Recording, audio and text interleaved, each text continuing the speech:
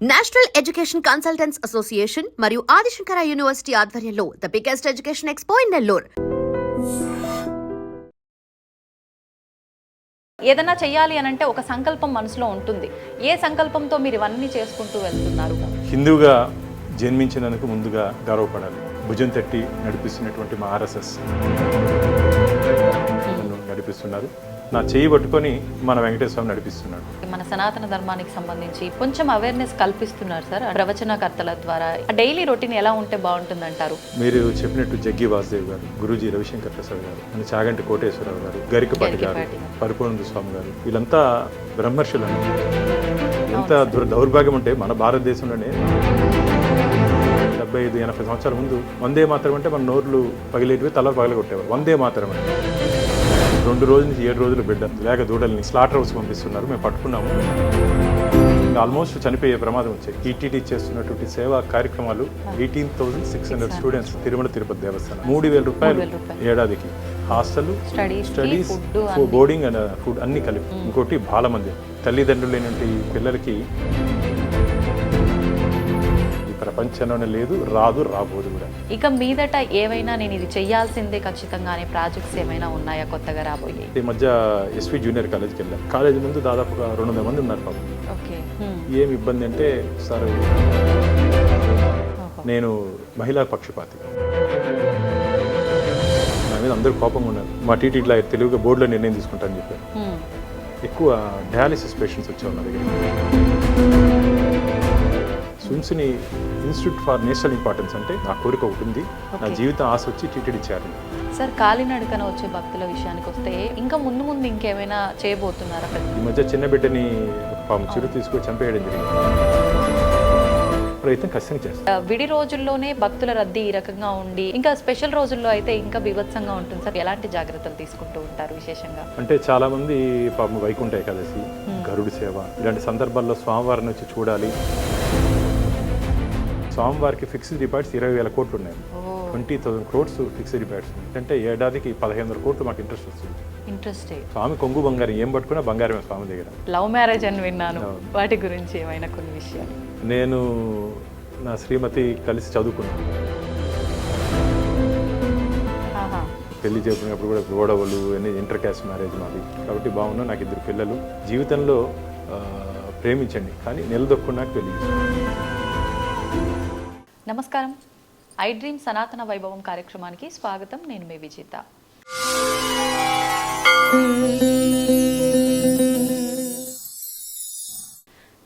ప్రస్తుతం మనతో పాటు ఉన్నారు TTD board member Bhanuprakash Reddy గారు. సార్ గురించి ప్రత్యేకంగా చెప్పాల్సిన అవసరం లేదు, కానీ కొత్తగా చూస్తున్న ప్రేక్షకులకి ఖచ్చితంగా సార్ గురించి తెలియాల్సిందే. అయితే మనకు తిరుమల తిరుపతి దేవస్థానానికి సంబంధించిన విషయాల్లో కానివ్వండి, విశేషంగా ఇక్కడున్న ప్రజలకు సంబంధించిన విషయాల్లో కానివ్వండి, కొన్ని ప్రాజెక్టులు తీసుకురావడానికి చాలా కృషి చేశారు. కృషి ఒక్కటే కాదండి, చాలా పోరాటమే చేశారు. ఆ పోరాటంలో చాలా వరకు సార్ సక్సెస్ అయ్యారు. వారు అనుకున్నవి, ప్రజలకు ఇవ్వాల్సినవి, భక్తులకు ఇవ్వాల్సినవన్నీ కూడా సమకూర్చారు అని చెప్పాలి.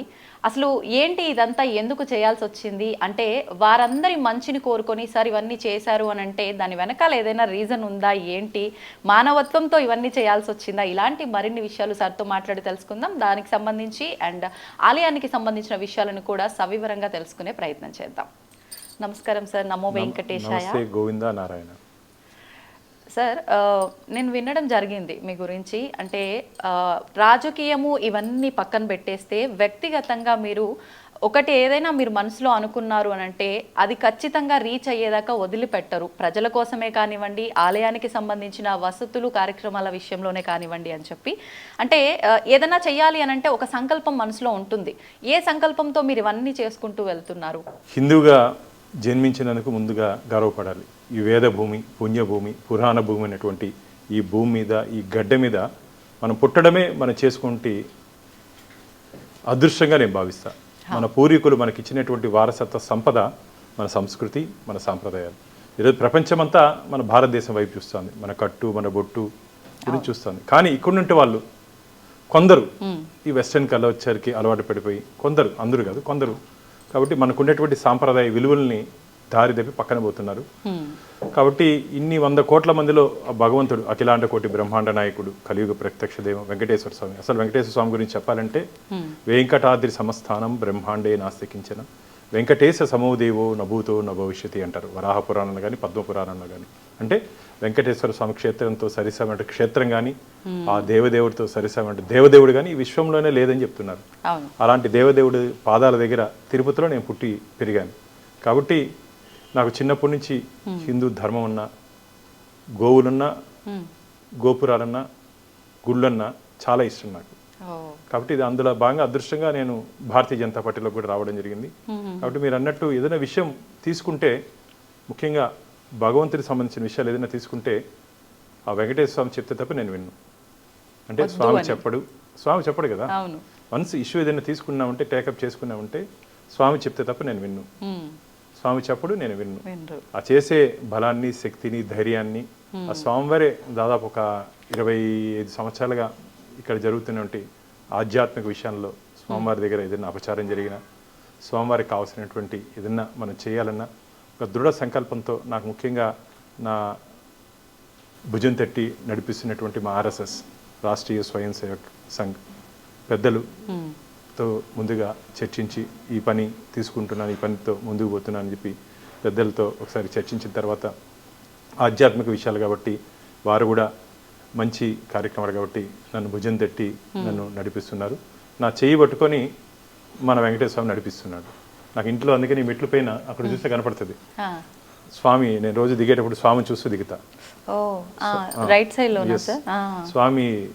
స్వామి చేయి నేను పట్టుకొని ఉంటాను. అంటే ఒక నమ్మకం. ఎందుకంటే నేను తీసుకున్న ఇష్యూస్ అన్ని దాదాపు అన్ని సెన్సేషన్ ఇష్యూస్. టీటీడీలో జరిగినటువంటి అనేక విషయాలు బయట పెట్టడం జరిగింది. బయట పెట్టిన తర్వాత దాని మీద పూర్తి స్థాయిలో ఎవరెవరు తప్పులు చేశారో వాళ్ళని శిక్షించే వరకు ముందుకెళ్ళడం జరిగింది. కాబట్టి ఆ శక్తిని, బలాన్ని ఆ వెంకటేశ్వర స్వామి నాకు ఇచ్చాడని చెప్పి నేను భావిస్తాను. కాబట్టి ముఖ్యంగా ఇప్పుడు నుండి డిజిటల్ యుగం అంటారు దీన్ని. ఈ డిజిటల్ యుగంలో కూడా డివోషనల్గా ఉండాలి. ఎందుకంటే ఇప్పుడు మొత్తం మారిపోయింది. గతంలో మేము చిన్నప్పుడు ఈ ఐఫోన్లు, ఈ ఫోన్లు ఇవన్నీ ఏమి లేవు. ఎక్కడైనా కలవంటే ఫ్రెండ్స్ కూర్చొని మాట్లాడుకునే వాళ్ళం, గుళ్ళకి వెళ్ళే వాళ్ళం, ఇవన్నీ వెళ్ళొచ్చేవాళ్ళం. కానీ ఇప్పుడు ఈ పిల్లలంతా చిన్న పిల్లల దగ్గర నుంచి ఇప్పుడు నాకు మనం వేరే ఇంటికి వెళ్ళింటే చిన్న బిడ్డ ఒక 3 years 4 years ఉంది, ఫోన్ ఇకపోతే ఏడుస్తూ ఉంది. గతంలో మన ఇళ్లలో పెద్దలు, మన ఇంట్లో నాన్నమ్మలు కానీ అమ్మమ్మలు కానీ వాళ్ళకి మనకు ఉన్నటువంటి మంచి దేవుడికి సంబంధించిన రామాయణం కానీ మహాభారతం కానీ ఆ కథలు, లేకపోతే మంచి ఏ విధంగా మంచి కథలు చెప్పి వాళ్ళని ఒక ప్రయోజకులుగా తీర్చిదిద్దేవాళ్ళు. అసలు దేవాలయం అంటేనే ఒక ఆధ్యాత్మిక కేంద్రం. దేవాలయం ఆధారంగా అనేక కార్యక్రమాలు గతంలో రాజుల కాలం నుంచి ఇప్పటి వరకు జరుగుతూ వచ్చాయి. గతంలో రాజులు, చక్రవర్తులు దేవాలయాల్ని దాని అనుసంధానం ఉంటే అన్నింటినీ వారు చూస్తూ వచ్చేవాళ్ళు బాగోగులంతా. ఇప్పుడు రాచరిక వ్యవస్థ ఇవన్నీ మారిపోయిన కారణంగా ప్రభుత్వం వచ్చింది. ప్రభుత్వం అంటే మనం. కాబట్టి మన దేవాలయాల్ని, మన సాంప్రదాయాన్ని మనం కాపాడుకొని భావితరాలకు అందించాల్సిన బాధ్యత మన మీద ఉంది. కాబట్టి ఆ బాధ్యతలో కొంత భాగం భగవంతుడు నాకు ఇచ్చాడని చెప్పి నేను భావిస్తున్నాను. అందుకనే ఆధ్యాత్మికంగా నేటి యువత కూడా ఖచ్చితంగా ఒక ఆధ్యాత్మిక మార్గంలో మనం నడిస్తే, ఎందుకంటే మన స్ఫూర్తిగా తీసుకోవాల్సింది, ఈరోజు యువత స్ఫూర్తిగా తీసుకోవాల్సింది 23 సంవత్సరాల్లో ఉరితాడును ముద్దు పెట్టుకొని ఉరికమ్మ మెక్కినటువంటి భగత్ సింగ్ అని తీసుకోవాలి, ఝాన్సీ లక్ష్మీబాయిని తీసుకోవాలి, అల్లూరి సీతారామరాజు తీసుకోవాలి. అలాగే ప్రపంచం మొత్తం భారతదేశం వైపు చూసే విధంగా స్వామి వివేకానంద వారిని ఆదర్శంగా తీసుకోవాలి. ఇలాంటి మహాపురుషుడిని ఆదర్శంగా తీసుకొని రోజు 1 గంట 10 నిమిషాలు వారి జీవిత చరిత్ర కానీ వారికి సంబంధించిన విశేషాలు ఏమైనా కానీ చూసి తెలుసుకుంటే ఖచ్చితంగా ప్రతి ఒక్క మనిషిలో ఇన్స్పిరేషన్ అనేది వస్తుంది. ఇప్పుడు నుండి యువత ఏమనుకుంటున్నారంటే కాఫీ ఖర్చుల నుంచి ఖర్చీఫ్ వరకు తల్లిదండ్రులు వేయాలని ఒక భావనలో ఉన్నారు. తల్లిదండ్రులు కాదు, మనం మన కాళ్ళ మీద మనం నిలబడాలి. ఏదో చరిత్ర చదువుకొని మామూలుగా మీరు కానీ గమనించినట్టే మన మాజీ రాష్ట్రపతి అబ్దుల్ కలాం గారు చెప్తారు, కళలు కలండి, కళలు నెరవేర్చే వరకు మీరు ప్రయత్నం చేయండి అని. కళలు కానీ ఉదయం లేస్తేనే మర్చిపోవడం కాకుండా ఆ కళని నిజం చేసుకునే దిశగా నేటి యువత కూడా ముందుకు పోవాలి. దానికి ఆధ్యాత్మికంగా ఖచ్చితంగా మీరు కానీ గమనించినట్టయితే ఆధ్యాత్మికంగా కొద్దిగా, అంటే నేను చెప్పేది 24 గంటలు తీసుకుపోయి ఎక్కడ తపస్సు చేసి మెడిటేషన్ చేయాలి కాదు. మనం ఉన్నటువంటి యాంత్రిక యుగంలో క్షణకాలం కోపంతో మన తప్పుడు నిర్ణయాలు తీసుకుంటున్నాం. మీరు కానీ గమనించినట్టయితే ఇప్పుడు చాలామంది కాలేజెస్లో కానీ దీంట్లో కానీ సూసైడ్స్ చేసుకుంటారు. ఎందుకు చేసుకుంటున్నారు?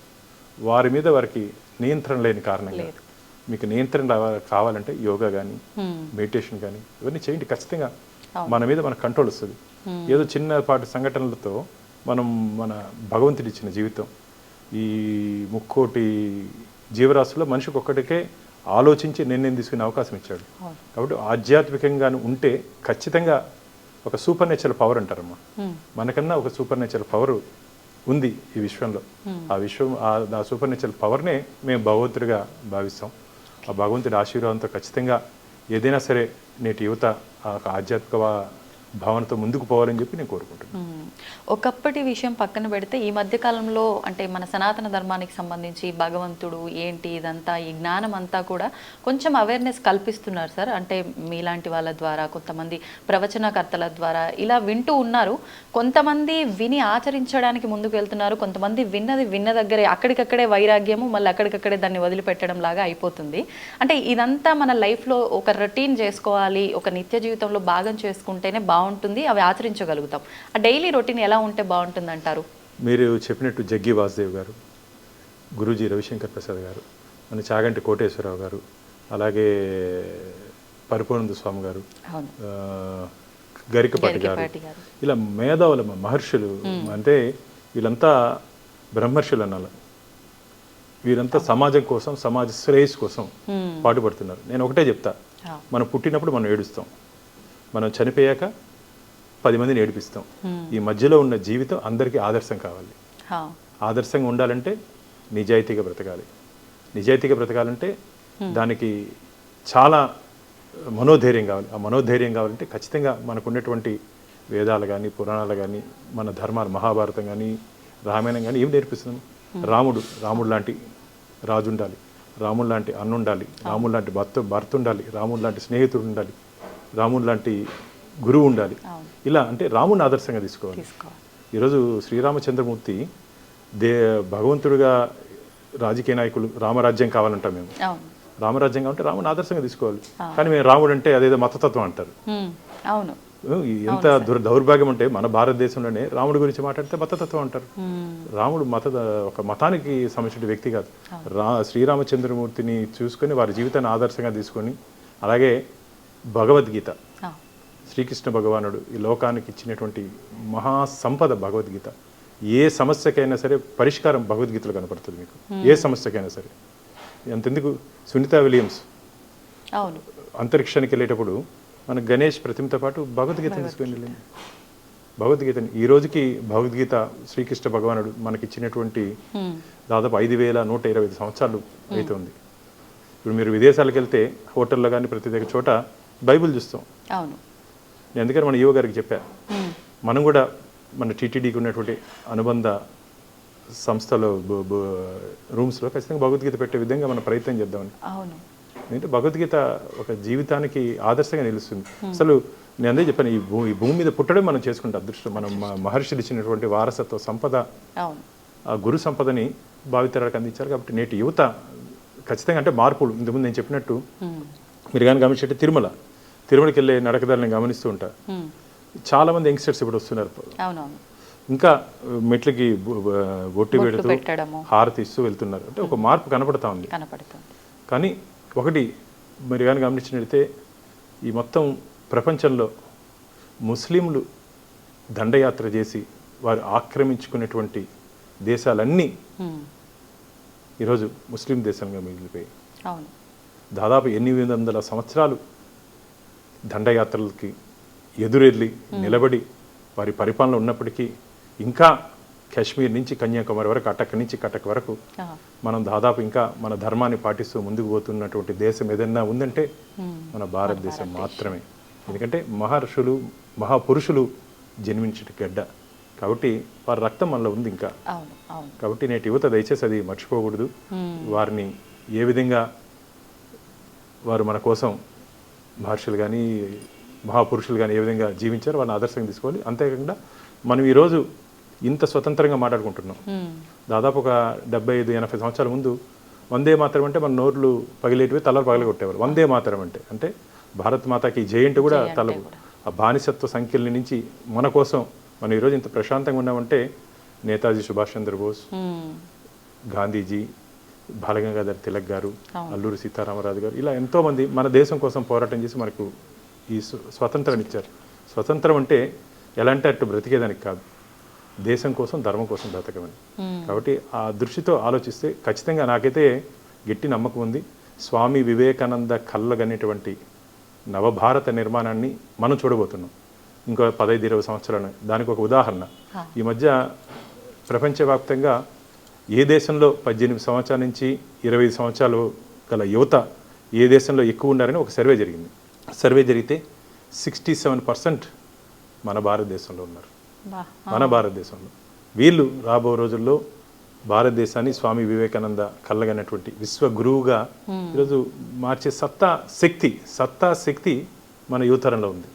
దాన్ని సన్మార్గంలో పెట్టాలంటే ఆధ్యాత్మికంగా వారిని జోడిస్తే ఖచ్చితంగా సన్మార్గంలో వెళ్ళే అవకాశం ఉంది. ఇప్పుడే మీరు కానీ గమనించినట్లయితే ప్రపంచంలో 5th డెవలప్డ్ నేషన్గా భారతదేశం ఉంది. ఇంకా 5-6 సంవత్సరాలు 3rd పొజిషన్కి వస్తాం.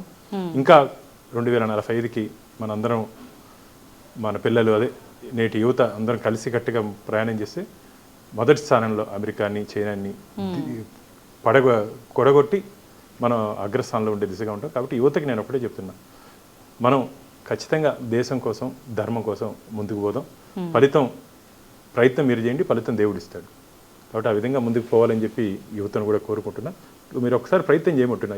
ఈ మధ్య నేను మహాశివరాత్రికి ఈషాకి వెళ్తుంటా. అసలు అక్కడ ఎంత మంది లక్షల మంది యువత వస్తున్నారంటే ఈరోజు మారుతున్నారు.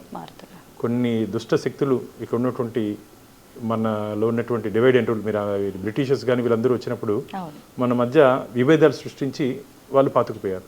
ఆ విభేదాలు లేకుండా మనందరం ఒకటే, మనందరం భారతమాత బిడ్డలం. ఆమె కోసం, భరతమాత కోసం, దేశం కోసం మనం పనిచేయాలన్న ఆలోచన వస్తే చాలు.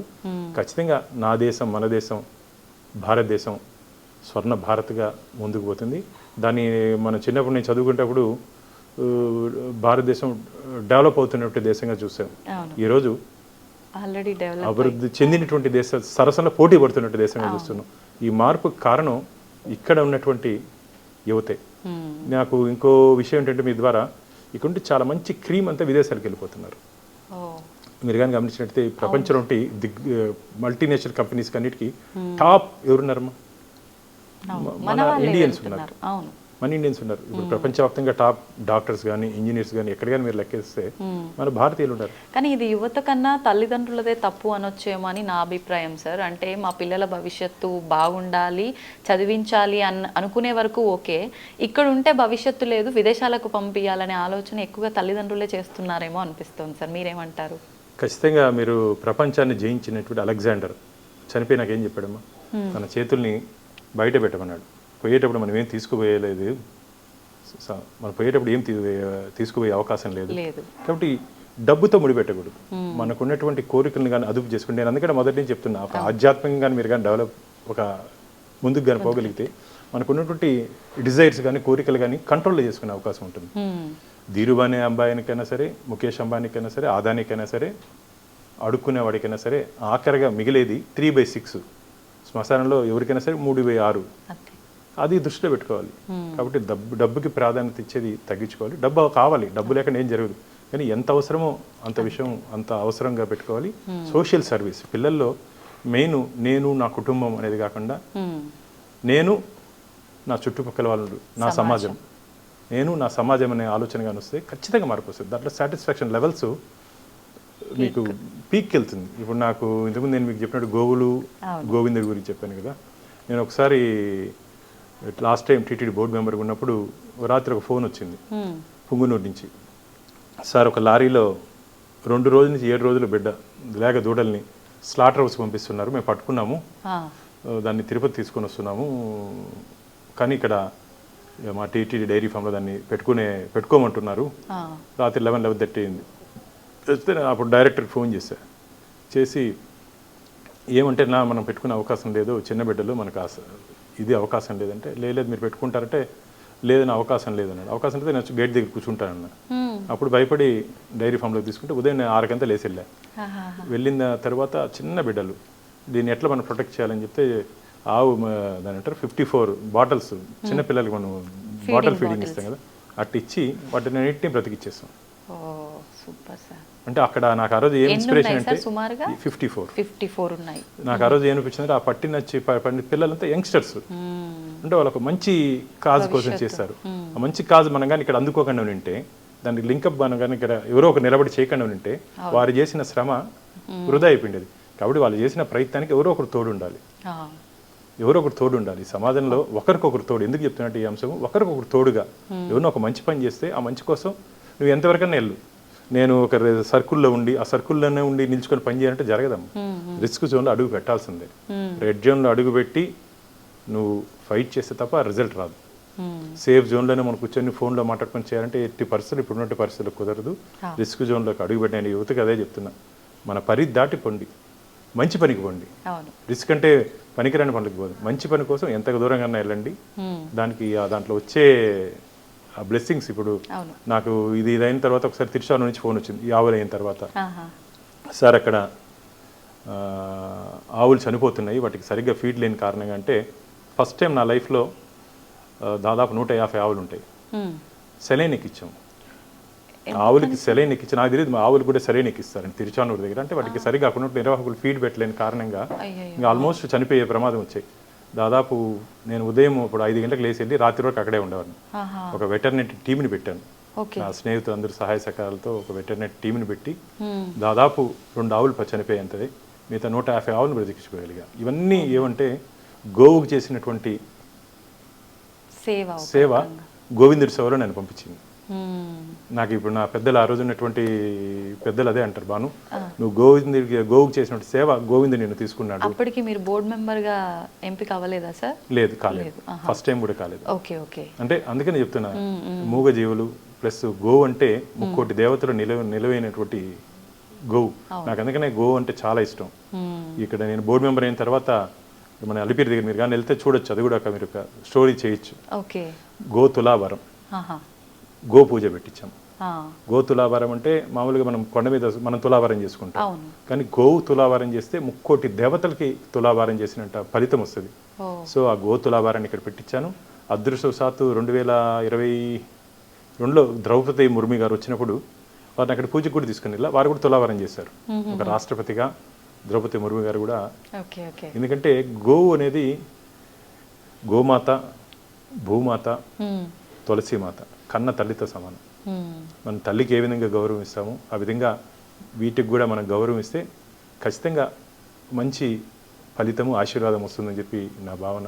కాబట్టి ఎందుకు ఇవన్నీ చెప్తున్నా అంటే, మనిషి స్వార్థంతో ఈ కలియుగంలో ఇముడిపోయింది. మన సైకాలజీగా మన మెదడులో నేను, నా కుటుంబం అనేది లేకుండా నేను, నా సమాజం అనేది తాత కానీ పిల్లలు కానీ పనిచేస్తే ఖచ్చితంగా మంచి ఫలితాలు వస్తాయి. ఇప్పుడు మీరు చెప్పినట్టు టీటీడీ గురించి కానీ మనం మాట్లాడితే, టీటీడీ లాంటి సేవా సంస్థ ఈ ప్రపంచంలో లేదు. టీటీడీ చేస్తున్నటువంటి సేవా కార్యక్రమాలు ఈ ప్రపంచంలోనే ఎవరు చేయలేరు కూడా. 18,600 స్టూడెంట్స్ చదువుతున్నారు. 18,600 స్టూడెంట్స్ తిరుమల తిరుపతి దేవస్థానాల్లో. 3,000 రూపాయలు ఏడాదికి. Hostel, studies, boarding and food అన్ని కలిపి. ఎంత సంతోషం వేస్తుంది అంటే, 3,000 అంటే కొద్దిగా ఉండాలి కాబట్టి 3,000 రూపాయలతో. నేను కూడా అక్కడ ఎస్వి జూనియర్ కాలేజ్ స్టూడెంటే, ఎస్జిఎస్ ఆర్ట్స్ కాలేజ్ స్టూడెంటే. నేను కూడా విద్యాలయాల్లో చదువుకొని ఈరోజు బయట వచ్చే వ్యక్తిని. ఎన్ని సంవత్సరాల నుంచి ఉన్నాయి సార్ ఆ స్కూల్స్ అన్ని కూడా? దాదాపు మొదటి నుంచి టీటీడీ ఏర్పాటు నుంచి ఉన్నాయి. ఇదే కాకుండా అనేక సేవా కార్యక్రమాలు టీటీడీ చేస్తున్న సేవా కార్యక్రమంలో శ్రవణం, నాకు ఇష్టమైనటువంటి శ్రవణం అంటే పుట్టుకతోనే చాలా మంది పిల్లలకి మాటలు రావు, వినపడదు చాలా మందికి. అలాంటి పిల్లలకి 0 ఏజ్ నుంచి 7 ఇయర్స్ వరకు శ్రవణంలో మేము ట్రైనింగ్ ఇస్తాం. అమ్మా నాన్న అనే పిలవలేని పిల్లల్ని కూడా మేము ట్రైనింగ్ 7 సంవత్సరాలు ట్రైనింగ్ ఇచ్చిన తర్వాత వాళ్ళు సంతోషంగా తల్లిదండ్రుల పేరు చెప్తూ కేరింతలు చేస్తూ వాళ్ళతో పాటు స్వగృహానికి వెళ్ళి ఈరోజు ఐఐటీలో బీటెక్ చేసినటువంటి విద్యార్థులు ఉన్నారు మా దగ్గర. ఈసారి నెక్స్ట్ టైం వచ్చినప్పుడు మిమ్మల్ని తీసుకుని వెళ్తాను అక్కడికి. నాకు ఇష్టమైనటువంటి ప్రాజెక్ట్ అది. ఇంకోటి బాలమందిర్. తల్లిదండ్రులు లేనటువంటి పిల్లలకి నేను చాలా సందర్భాల్లో ఈవోకి చెప్పడం జరిగింది. సార్ ఈ ఎగ్జిక్యూటివ్ ఆఫీసర్ అంటే టీటీడీకి మీరు కస్టోడియను, పిల్లలకి అమ్మా నాన్న అయినా మీరే, వెంకటేశ్వర స్వామి పద్మావతి మీరే, వాళ్ళని బాగా చూసుకోవాలి. అలాగే డఫ్ అండ్ డమ్ ఇది ఉంది, డఫ్ అండ్ డమ్ ఉంది మాకు. సో ఇట్లాంటి ఇన్స్టిట్యూషన్స్, స్విమ్స్ హాస్పిటల్ ఉంది.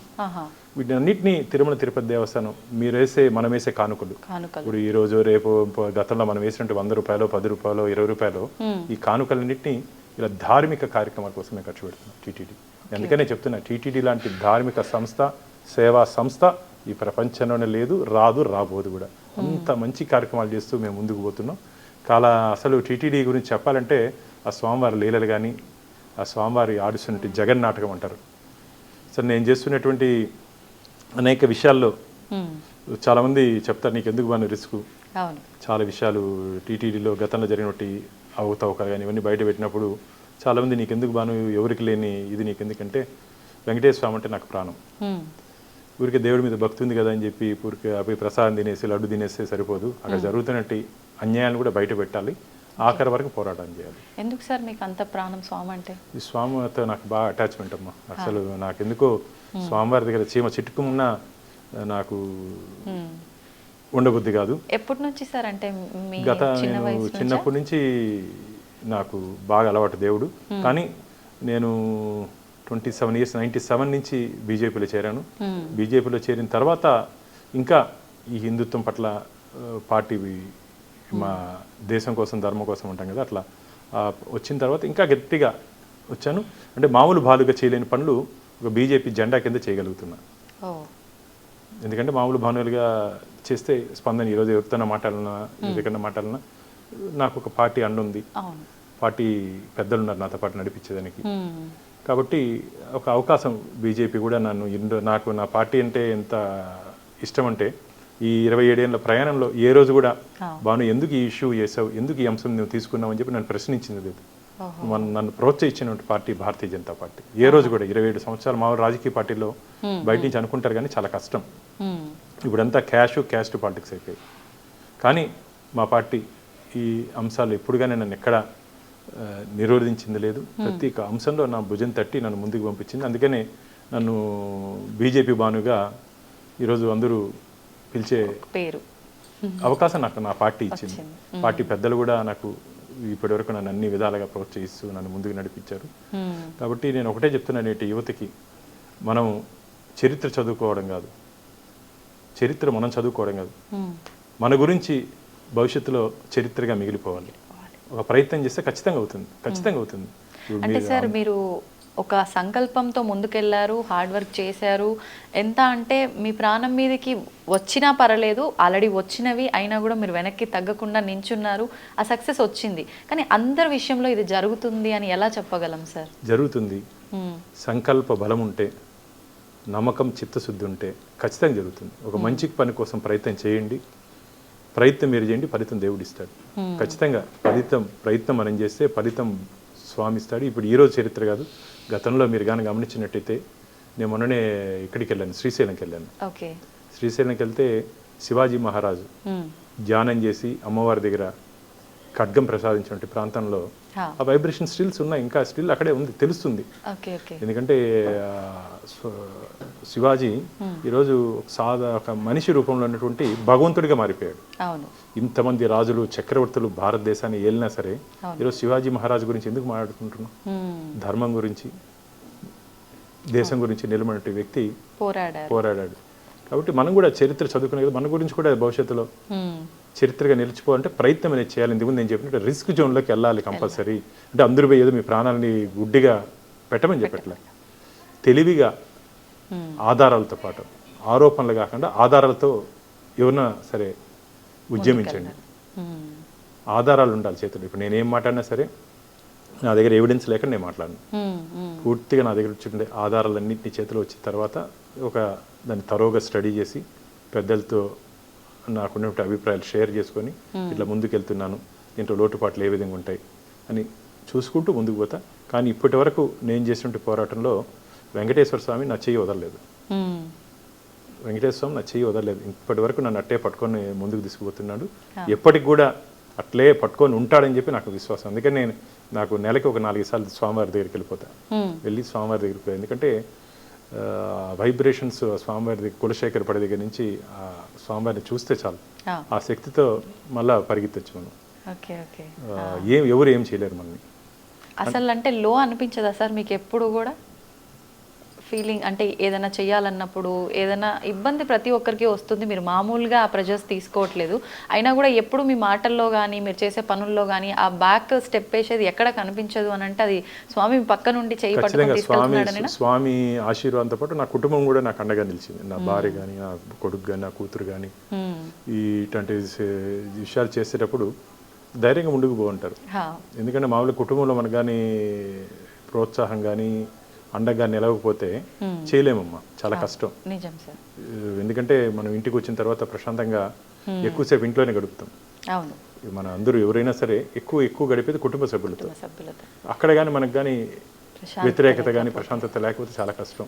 నేను దాదాపు ఈ సుదీర్ఘ ప్రయాణంలో ఏ రోజు కూడా వారు నన్ను వద్దు అని చెప్పింది లేదు. నా భుజం తట్టి ముందుకు పో అని చెప్పారు. కాబట్టి కుటుంబ వ్యవస్థ కూడా మనకి ఎప్పుడు తోడుగా ఉండాలి. మిగతా వాళ్ళకు కూడా కుటుంబం.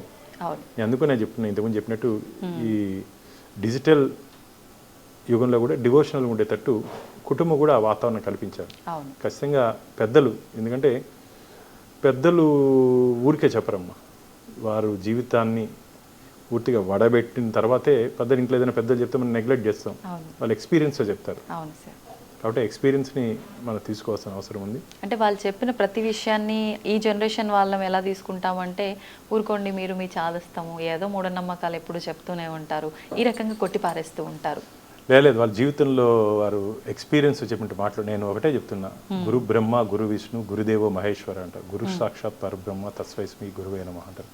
తల్లిదండ్రులకి గురువుకి, మీరు చెప్పినట్టు తల్లిదండ్రులకి మనకు రక్తం పంచుకున్న పిల్లలు కాబట్టి వాళ్ళ మీద మమకారం ఉంటుంది. అలాగే గురువుకి ఎటువంటి రక్త సంబంధం లేకపోయినప్పటికీ తన శిష్యుడు ప్రయోజకుడు అవ్వాలి అని చెప్పి ఆలోచించే వ్యక్తి ఎవరినో ఉన్నట్టే మన గురువులు మాత్రమే.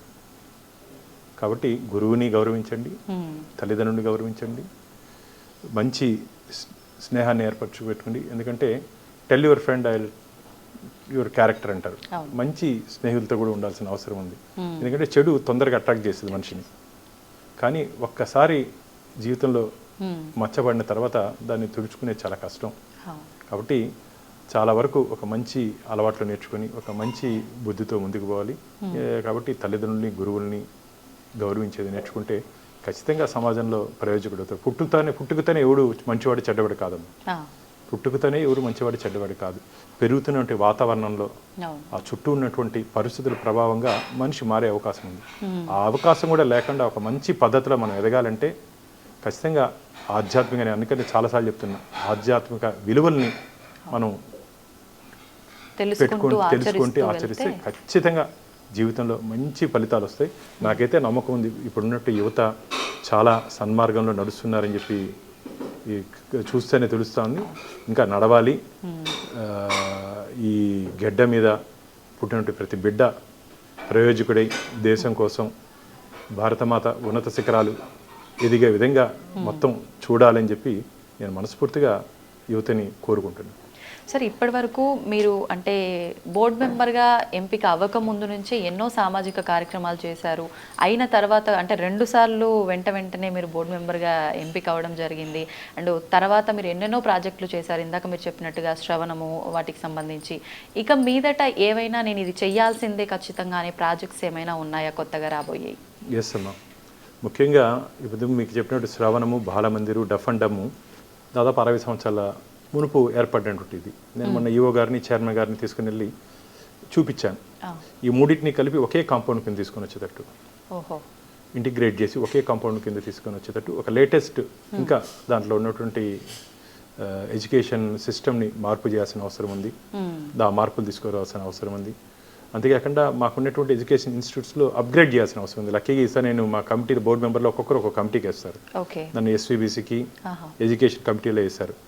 నేను వచ్చిన తర్వాత ఈ మధ్య ఎస్వి జూనియర్ కాలేజ్కి వెళ్తే కాలేజీ ముందు దాదాపు ఒక 200 మంది ఉన్నారు పాపం. తల్లిదండ్రులు కారు దిగి వాళ్ళ దగ్గరికి వెళ్ళాను. ఏమి ఇబ్బంది అంటే, సార్ కాలేజ్ సీట్ దొరికింది, హాస్టల్ సీట్ దొరకలేదు అన్నారు. సరే లోపలికి వెళ్ళిన తర్వాత అక్కడ చూస్తే చాలా డిమాండ్ ఉంది. కానీ ఈ బిడ్డల్ని బయట పెట్టాలంటే పాపం రైతు కుటుంబం, పాపం ఎందుకంటే మనకు రైతన్న దేశానికి వెన్నెముక, రైతు బాగుంటేనే దేశం బాగుంటుంది. అలాంటి రైతు వచ్చి బయట పాపం కాలేజీ బయట గుంచుకొని సీట్లు కొని చూస్తుంటే పోయి ప్రిన్సిపాల్తో మాట్లాడితే సార్ ఇక్కడ అవకాశం లేదు అన్నారు. ఇమిడి మా చైర్మన్ గారిని తీసుకొని వచ్చారు. నెక్స్ట్ డేనే చైర్మన్ గారిని తీసుకొని ఇన్స్పెక్ట్ చేసి దాదాపు 150 సీట్స్ స్టాండింగ్ ఇన్స్ట్రక్షన్స్ ఇచ్చాం. చూసిన రోజే 150 సీట్స్ ఇంటేక్ తీసుకోమని చెప్పి వెంటనే చేస్తూనే చేసుకున్నారు. మళ్ళీ ఈ మధ్య మొన్న ఎస్పీడబ్ల్యూ కాలేజ్కి వెళ్ళారు, సేమ్ ఇదే ప్రాబ్లం ఉందని చెప్పి నాకు ఫిర్యాదులు వస్తే మళ్ళీ పోయా చూస్తే దాదాపు పాత బిల్డింగ్స్ కొన్ని రెనోవేట్ చేస్తే అడ్మిషన్ వచ్చే అవకాశం ఉంది. కాబట్టి ప్రిన్సిపాల్ గారికి చెప్పి ఇమీడియట్గా మా చీఫ్ ఇంజనీర్ ఈవో గారితో చైర్మన్తో మాట్లాడిన తర్వాత ఇంజనీర్స్ అంతా వచ్చారు. ఇప్పుడు పని జరుగుతుంది. ఇంకో 10-15 రోజులు ఇంకో 300 మంది అడ్మిట్ అయ్యే అవకాశం ఉంది. నేను మహిళా పక్షపాతి. ఒక ఆడబిడ్డ ఇంట్లో నిలబడితే ఆ కుటుంబం మొత్తం నిలబడుతున్నాం. స్త్రీశక్తికి అంత పవర్ఫుల్ ఉంది. అసలు మన పురాణాల్లో మహిళలకు ఉన్నటువంటి గౌరవం ఏ దేశంలో లేదు. వెంకటేశ్వర స్వామి ఏం పిలుస్తారు చెప్పండి? లక్ష్మీనారాయణుడు అంటారు. పక్కనే ఉన్నటి కాళహస్తి ఈశ్వరుణ్ణి పార్వతీ పరమేశ్వరుడు అని పిలుస్తారు. అలాగే ప్రపంచానికి భగవద్గీత అందించినటువంటి శ్రీకృష్ణుడిని రాధాకృష్ణులు అంటారు. అంతెందుకు భారత మాత అంటాం. కాబట్టి ఆడపిల్లలు ఒక ఇంట్లో నిలబడితే ఆ కుటుంబం మొత్తం నిలబడిపోయే అవకాశం ఉంది. కాబట్టి ఆడపిల్లల విషయంలో నేను కొద్దిగా ఎక్కువ వాళ్ళకి మొన్న కూడా జరిగినట్టు మీటింగ్స్లో కూడా టీటీడీ బోర్డు మీటింగ్స్లో కూడా బాను నువ్వు టీటీడీ డబ్బు, నేను మామూలుగా టీటీడీ డబ్బు ఈ ధార్మికేతర కార్యక్రమాలు ఖర్చు పెడితే నేను ఒప్పుకోను. కేసులన్నీ వేసి నిలబెట్టి కోర్టులన్నీ వేసి నిలబెట్టి నన్ను తిట్టుకుంటారు తిరుపతి ప్రజలందరూ. ఎందుకంటే డెవలప్మెంట్కి బాను అడ్డు అని. తిరుపతి రోడ్స్కి కానీ ఇప్పుడు వీటికి అన్నిటికీ డివైడ్ చేస్తే నేను ఒప్పుకోను, కోర్టుకు వెళ్తాను. అంటే మా టీటీడీ చట్టం ఏం చెప్తుందో టీటీడీ యాక్ట్ 30/1987 ధార్మిక కార్యక్రమాలకు మాత్రమే టీటీడీ నిధులు ఖర్చు పెట్టాలని చట్టం ఉంది. అని ప్రభుత్వాలు తమ అవసరాల కోసం, తమ రాజకీయ ఎదుగుదల కోసం, ఏ పార్టీ అయినా సరే స్వామివారి డబ్బుని తీసుకుని ఖర్చు పెట్టే ప్రయత్నం చేస్తుంటే నేను హైకోర్టుకి వెళ్ళి స్టే కూడా తీసుకుని వచ్చాను. కాబట్టి ఇప్పుడు ఎక్కడ డబ్బులు ఖర్చు పెట్టేదని లేదు. నా మీద అందరూ కోపంగా ఉన్నారు, చుట్టుపక్కల ఉన్న ఎమ్మెల్యేలు కానీ స్థానికంగా ఉన్నట్టు ప్రజలు కానీ. ఇదంటే తప్పదమ్మా. నాకు తెలుసు రాజకీయాల్లో పూలు పడతాయి రాళ్ళు పడతాయి. మనం ప్రయాణం చేస్తారు. నాకు ఒట్టి పూలే పడాలి రాళ్ళు పడగలదు అంటే ఒప్పుకోను, కుదరదు. రాళ్ళు పడుతున్నాయి, తట్టుకొని తప్పించుకొని ముందుకు పోవాలి. నేను మీ ద్వారా ఒకటి అడుగుతా, ఈ ప్రభుత్వాలు ధైర్యం ఉంటే వర్క్ బోర్డు ఆస్తుల నుంచి కానీ క్రిస్టియన్ మిషనరీ ఆస్తుల నుంచి కానీ ₹1 అయినా తీసుకొచ్చి ప్రభుత్వ కార్యక్రమాలు ఖర్చు పెట్టాయా? వెంకటేశ్వర స్వామి సొత్తు మీద మాత్రం ఎందుకు అన్నేశారు? ఈ భారతదేశంలో మీరు కానీ గమనించినట్లయితే ఏ దేవాలయ ఆదాయాన్ని కానీ తీసుకొని వచ్చి ప్రభుత్వ కార్యక్రమాలు ఖర్చు పెట్టింది లేదు. నేను మన కోర్టులో అదే సీజీ అడిగాడు, మన హైకోర్టులో నాది దాదాపు 3 నెలల ముందు వచ్చింది.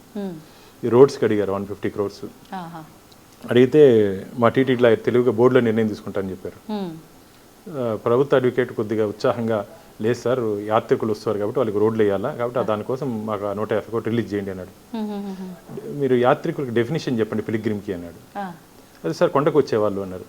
బెంగళూరు నుంచి వస్తారు, మెడ్రాస్ నుంచి వస్తారు, బొంబాయి నుంచి వస్తారు, అక్కడ నుంచి 4 ways 8 ways వేస్తున్నారు, వాటికి కూడా మీరు డబ్బు ఇస్తారని చెప్పి అడిగారు సీజీ. అంతే కదా సార్. కాబట్టి ఇట్లాంటి ఇప్పుడు నేను చెప్పేది మన డబ్బుని ఇప్పుడు పిల్లల కోసం, స్విమ్స్ కోసం, ఇంకోటి మేము చిన్నపిల్లల హాస్పిటల్ కడుతున్నామమ్మా, పద్మావతి చైల్డ్ ట్రస్ట్ హాస్పిటల్ అని. చిన్నపిల్లలు అంటే ఏ వయసు వరకు సార్? అంటే మీరు ప్రతి 1000 మందిలో 11 మందికి హార్ట్లో ప్రాబ్లం ఉంటుంది. అవును సార్. ఆ సర్జరీ చేసుకోవాలంటే ఓన్లీ హైదరాబాద్లో మాత్రం ఉంది హాస్పిటల్. 30 to 40 lakhs అవుతుంది ఒక సర్జరీ చేసుకోవాలంటే. కానీ దాదాపు జవహర్ రెడ్డి గారు వచ్చినప్పుడు మాకు ఇక్కడ పెట్టాడు హాస్పిటల్, పద్మావతి చైల్డ్ హాస్పిటల్ అని. దాదాపు 3000 సర్జరీస్ జరిగాయి. 2978 దాదాపు 20-30 పిల్లలు మాత్రం ఇబ్బందులు పడ్డారు. మిగతా అందరి బిడ్డలు బ్రతికిపోయారమ్మా.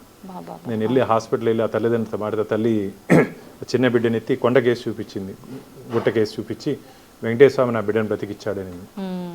అంటే అంత మంచి పనులు చేస్తున్నాం. దాంట్లో కూడా నా పాత్ర ఉంది.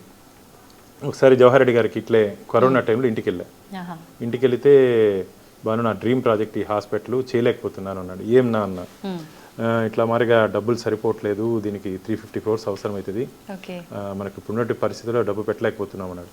నేను ఒక పని చెప్తా చేస్తారని అన్న. చెప్పు అన్నాడు. ఉదయాసం సేవ అని ఉంది మాకు.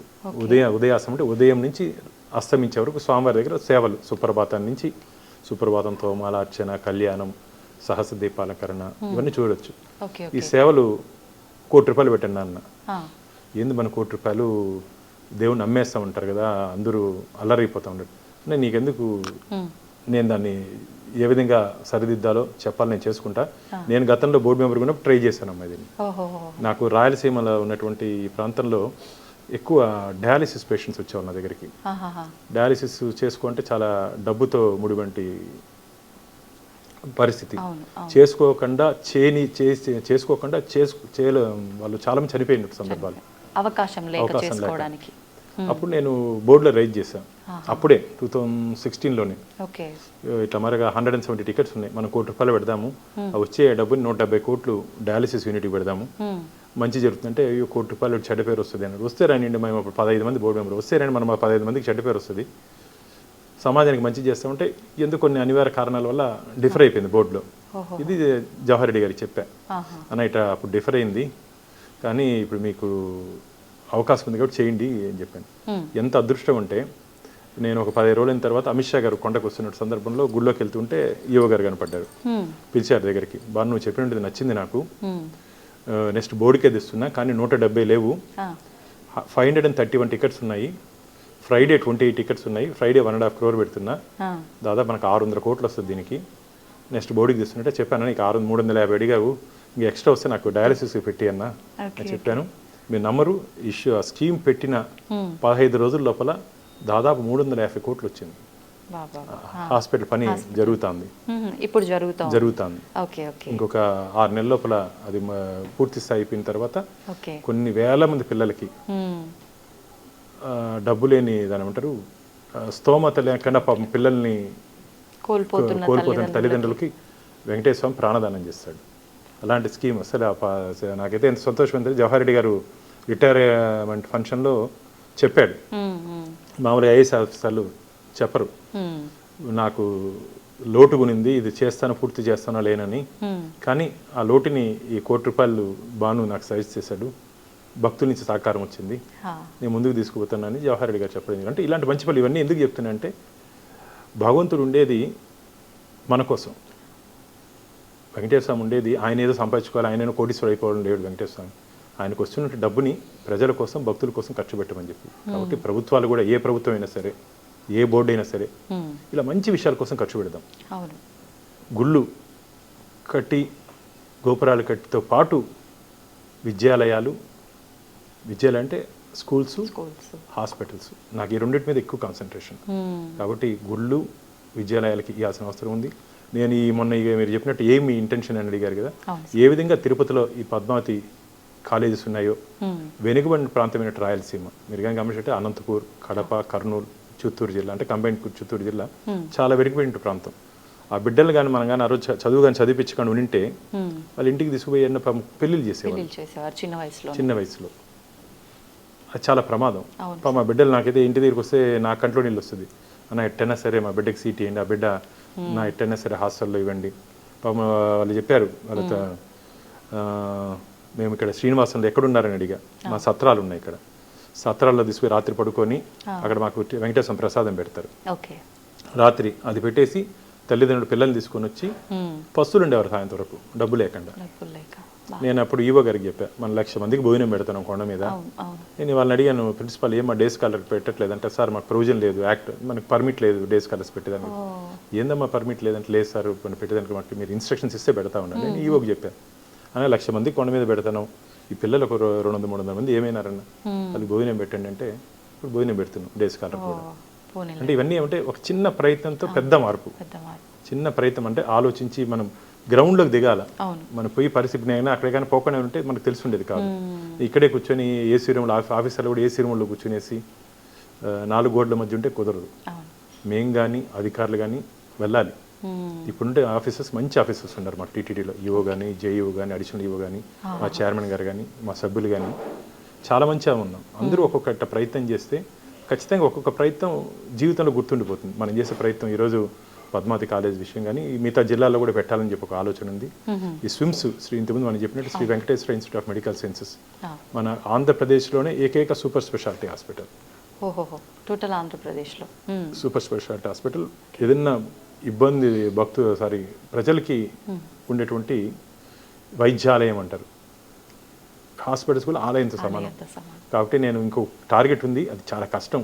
స్విమ్స్ని ఇన్స్టిట్యూట్ ఫర్ నేషనల్ ఇంపార్టెన్స్ అంటే ఎయిమ్స్ ఏ విధంగా ఉందో ఆ విధంగా మా స్విమ్స్ని కూడా తీసుకురావాలి. ఒకవేళ కానీ తీసుకురాగలిగితే ఏడాదికి 1000 కోట్ల రూపాయలు కేంద్ర ప్రభుత్వం గ్రాంట్కి ఇస్తుంది. గ్రాంట్ అంటే తిప్పి మనం కట్టాల్సిన పని లేదు. ఒక 5 సంవత్సరాల కాలంలో అసలు మాకు రాయలసీమలోకే ఆనిముత్యంలా మిగిలిపోతుంది. ఆ కోరిక ఒకటి ఉంది, దానికోసం ప్రయత్నం చేస్తాను. ఇంకా భగవంతుడి ఆశీర్వాదం ఇస్తే ఆల్రెడీ మొన్న నడ్డా గారిని కలిసినప్పుడు జేపీ నడ్డా గారు health minister, central health minister కలిసి ముఖ్యమంత్రి గారికి కలిసి ఇచ్చాను నేను. నాన్న ఇది కానీ మనం ఇన్స్టిట్యూట్ ఆఫ్ నేషనల్ ఇంపార్టెన్స్ కింద తెస్తే రాయలసీమ ప్రజలకు చాలా ఉపయోగపడుతుంది, దీన్ని ఖచ్చితంగా చేద్దాం నాన్న. కానీ చేయాలంటే దాని స్పెషల్ అమెండ్మెంట్ తీసుకురావాలి, క్యాబినెట్లో స్పెషల్ అమెండ్మెంట్ తీసుకురావాలి, ప్రైమ్ మినిస్టర్ ఆ స్థాయిలో దీనిలో పెట్టాలి. కానీ ఒక స్విమ్స్కే ఇస్తే మిగతా దేశంలో అన్ని రాష్ట్రాలు అడుగుతాయివాను అన్న అన్ని రాష్ట్రాలు అడిగేది వేరు, దేవుడి దగ్గర అడిగేది వేరు. కాబట్టి వెంకటేశ్వర స్వామి ప్రతినిధిగా మనం అడుగుదాం, ఒక ప్రయత్నం చేద్దాం అన్నాం. ఆ ప్రయత్నం కూడా చేస్తున్నాను. ఇంతకుముందు చెప్పినట్టు హాస్పిటల్స్, విద్యాలయాలు ఇవన్నీ కానీ తొందరగా పూర్తి, ఎందుకంటే ఏడాది 1 సంవత్సరం అయిపోయింది నాకు, ఇంకా ఏడాది టైం ఉంది. 2 years ఉంది, ఇంకొక ఏడాది టైం ఉంది. నా జీవితం ఆశ వచ్చి టీటీడీ చైర్మన్. ఎందుకంటే దాంట్లో ఏదో స్వార్థం లేదమ్మా. ఒక చైర్మన్ ఉంటే ఇప్పుడు నేను మనం చెప్పాను చూడండి, చైర్మన్గా మనం నేను తీసుకోపోతే స్టాండింగ్ ఇన్స్ట్రక్షన్స్ ఇచ్చాడు. 150 సీట్స్ మేము మన బోర్డులో రాటిఫై చేసుకుంటాం, ఇమిడియట్ ఇవ్వగలిగినాం. అట్లా ఒక అవకాశం ఉంటుంది, దాన్ని 10 మంది 10 దీనికి వాడచ్చు. అలాగే దేవాలయాలు, శిథిలావస్థకు చేరిపోయిన దేవాలయాలు నా నెక్స్ట్ టార్గెట్. ఎక్కడ సరే ఏ ప్రాంతంలో? నేను మొన్న ప్రిన్సిపల్ సెక్రటరీ ఎండోమెంట్ని అడిగాను, ఆంధ్రప్రదేశ్లో ఉన్నటువంటి శిథిలావస్థకు చేరిపోయిన దేవాలయాలు దాన్ని జీర్ణోద్ధరణ చేసి నిత్య ధూప దీప నైవేద్యాలతో భక్తులకు దర్శనం. ఇప్పుడు వకులామాత స్వామివారి తల్లి వకులామాత ఆలయము దాదాపు ఇల్లీగల్ మైనింగ్తో విగ్రహం కూడా లేదు. హైదరాలీ ఇన్వేషన్స్లో అక్కడ ఆలయాన్ని అమ్మవారి విగ్రహం కూడా పోయింది అక్కడ. 15 years ఫైట్ చేశానండి. 15 years ఫైట్ చేసి నా మొట్టమొదటి ధర్మకర్తల మండలి సమావేశంలో ఫస్ట్ తీర్మానం అదే, వకులామాత ఆలయాన్ని పునర్నిర్మించారని. ఈరోజు మీరు కానీ పోయి చూస్తే దీప్తిమానంగా రోజు భక్తులతో అమ్మవారు, అంటే గతంలో అమ్మవారి దగ్గర నైవేద్యం పెట్టిన తర్వాత పైన ఘంటానాదం చేసిన తర్వాత స్వామివారికి పెట్టేవాళ్ళు. ఆ చరిత్ర ఉంది ఆ ఆలయానికి. అలాంటి ఆలయంలో ఆయనకేమో వెంకటేశ్వర స్వామికేమో నిత్య కళ్యాణం, పచ్చతనం, రోజు పెళ్లి, రోజు తోరణాలు. అమ్మవారి దగ్గర ఏమి లేదు. కానీ ఇప్పుడు కానీ చూస్తే చాలా బాగుంది. కానీ ఒక ప్రాచీన దేవాలయాన్ని మనం కానీ జీర్ణోద్ధరణ కానీ చేస్తే 1000 నూతన దేవాలయాలు కట్టినటువంటి ఫలితం వస్తుంది మనకు.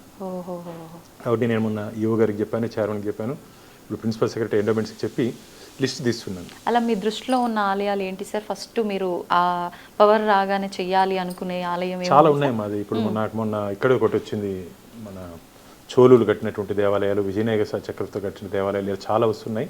కానీ దాన్ని ఇప్పుడు లేటెస్ట్ టెక్నాలజీ దాన్ని మొత్తం డెమాలిష్ చేసి డిస్ట్రాయ్ చేసి రెస్టోర్ చేయాలమ్మా, రిమూవ్ చేయకూడదు. దయచేసి అందరూ గుర్తుపెట్టుకోండి. ప్రాచీన దేవాలయాలు చాలా గ్రామాల్లో తెలియకుండా మొత్తం పునాదులతో పాటు తొలగించేస్తున్నారు. చరిత్ర కనుమరిగిపోతుంది. ఇప్పుడు కడితే 2025లో కట్టినట్టు దేవాలయం ఉంటుంది, 500, 600, 1000 సంవత్సరాల చరిత్ర కనుమరిగిపోతుంది. కాబట్టి దాన్ని రెస్టోర్ చేయాలంటే కాకతీయ మాన్యుమెంట్స్, ఇప్పుడు ఆర్కియాలజీ సర్వే ఆఫ్ ఇండియా ఏ విధంగా పాతకాలంలో దాని ఏమంటారు వాడినటువంటి టెక్నాలజీలతో, ఈ లేటెస్ట్ సిమెంట్ ఇవన్నీ లేకుండా ఆ టెక్నాలజీ వాడి కాకతీయ మాన్యుమెంట్స్ దాదాపు ఒక 5 సంవత్సరాలు 10 సంవత్సరాల ముందు రెన్యువేట్ చేశారు. ఇంకొక 500 సంవత్సరాలు అది ఉంటుంది పదిలంగా.